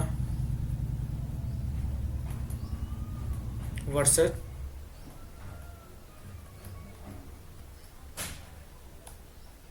मारुति। ठीक है, 1987 का केस था ये। इसमें बॉम्बे हाई कोर्ट ने ये रूलिंग दिया था, इसमें जो राइट टू डाई है उसको आर्टिकल 21 में इंक्लूड कर दिया गया था, और जो आर्टिकल 309 है उसको अनकॉन्स्टिट्यूशनल डिक्लेयर कर दिया गया था। ठीक है, और देन फिर क्या कहते हैं, फिर जो नेक्स्ट केस आता है इसमें वो आता है ज्ञान कौर का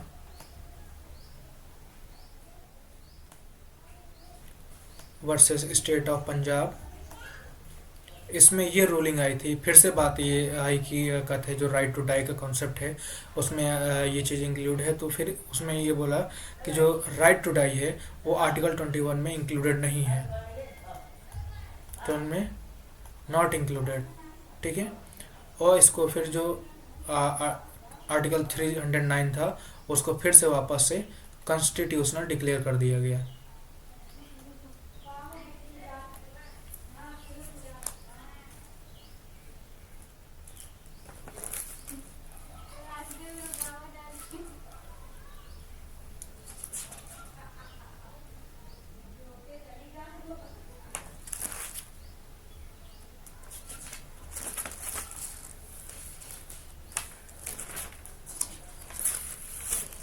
ठीक है, एक बार हम आर्टिकल देख लेते हैं, आर्टिकल 25 को देख लेते हैं, जिसमें फ्रीडम आपका जो है फ्रीडम ऑफ रिलीजन का था। तो एक बार हम उसको देख लेते हैं, उसके बाद हम पूरा ये राइटिंग पार्ट हमारा ओवर हो जाएगा, क्योंकि जो मेन इंपॉर्टेंट केस थे वो यहीं पे पूरे के पूरे थे। ठीक है, इसमें जो आपका जो पहला केस था आर्टिकल 25 में फ्रीडम, जिसमें रिलीजियस अफेयर का था,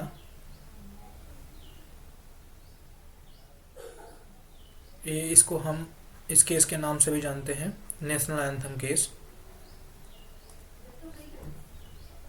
नेशनल एंथम केस के बारे में जानते हैं, जिन्होंने क्या कहते हैं जो 3 चिल्ड्रन थे, ठीक है, वो जीवा कम्युनिटी के थे पूरे के पूरे, जो कि क्या कहते हैं उन्होंने ये जो नेशनल एंथम वाला जो केस था, इसका जो था केस का नाम जो था Bijoy Emmanuel versus state of Kerala. ठीक है, 1984 का केस था।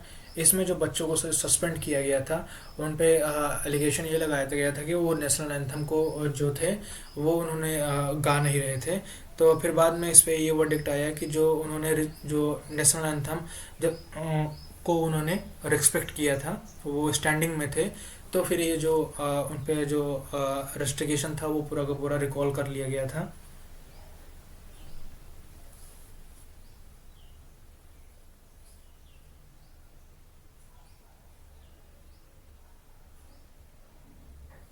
ठीक है, तो जब सुप्रीम कोर्ट का जो डिसीजन इसमें जो फाइनल आया था उसमें यही वर्डिक्ट हुआ था कि जो स्टैंडिंग है वो भी आकात है नेशनल एंथम को एज अ रिस्पेक्ट काउंट किया जाता है। ठीक है,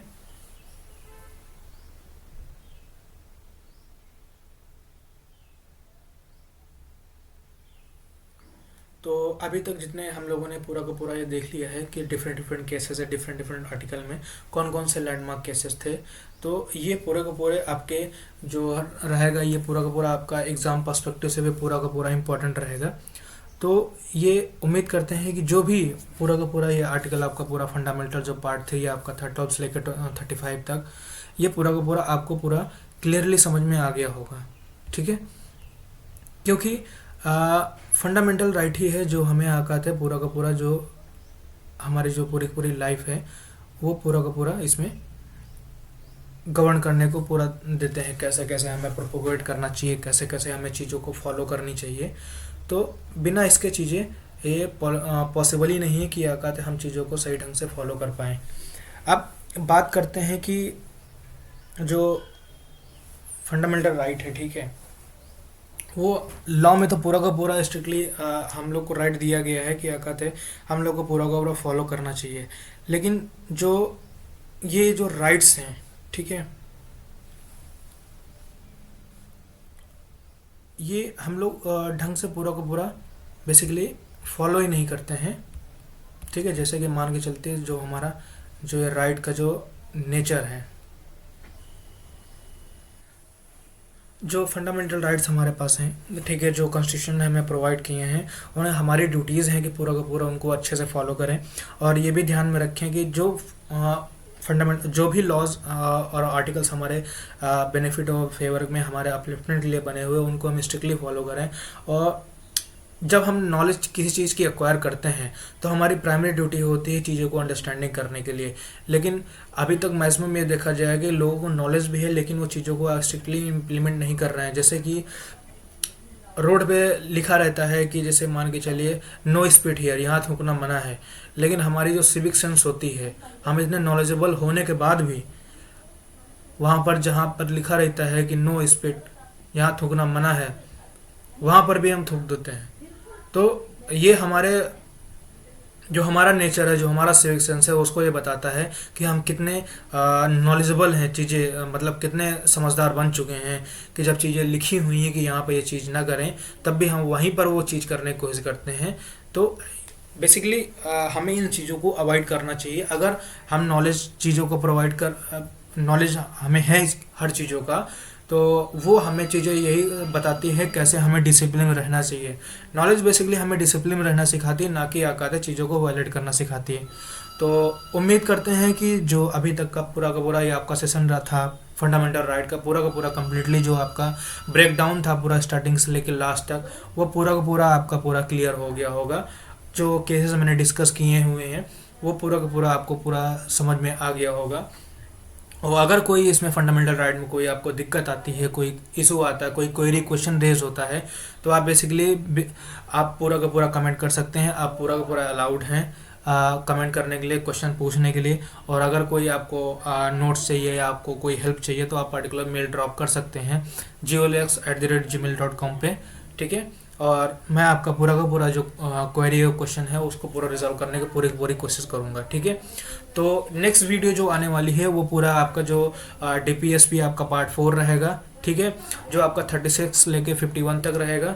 और फिर आपका पार्ट 4 है जो आपका फंडामेंटल ड्यूटीज़ रहेगा, वो आपका जो 51 का ए है वो पूरा का पूरा हम डिस्क्राइब पूरा का पूरा जो डिटेल में रहेगा वो पूरा का पूरा हम नेक्स्ट वीडियो में करेंगे। फिर उसके बाद जो प्रीवियस ईयर के क्वेश्चन अभी तक पूछे गए हैं, जो अभी LLB फर्स्ट सेमेस्टर का एग्ज़ाम देने वाले हैं, जो स्टूडेंट हैं, कॉन्स्टिट्यूशन लॉ कॉन्स्टिट्यूशन का जो पार्ट 1 का पूरा जो सिलेबस है पिछले 2014 से लेकर 2025 तक कितने क्वेश्चन कौन से इंपॉर्टेंट क्वेश्चन हैं वो पूरा का पूरा हम डेप्थ एनालिसिस में पूरा देखेंगे। ठीक है, तो उम्मीद करते हैं तो आज का पूरा जो लेक्चर था, जो एक्सप्लेनेशन था, वो काफ़ी फ्रूटफुल और बेनिफिटेड रहा होगा सभी के लिए।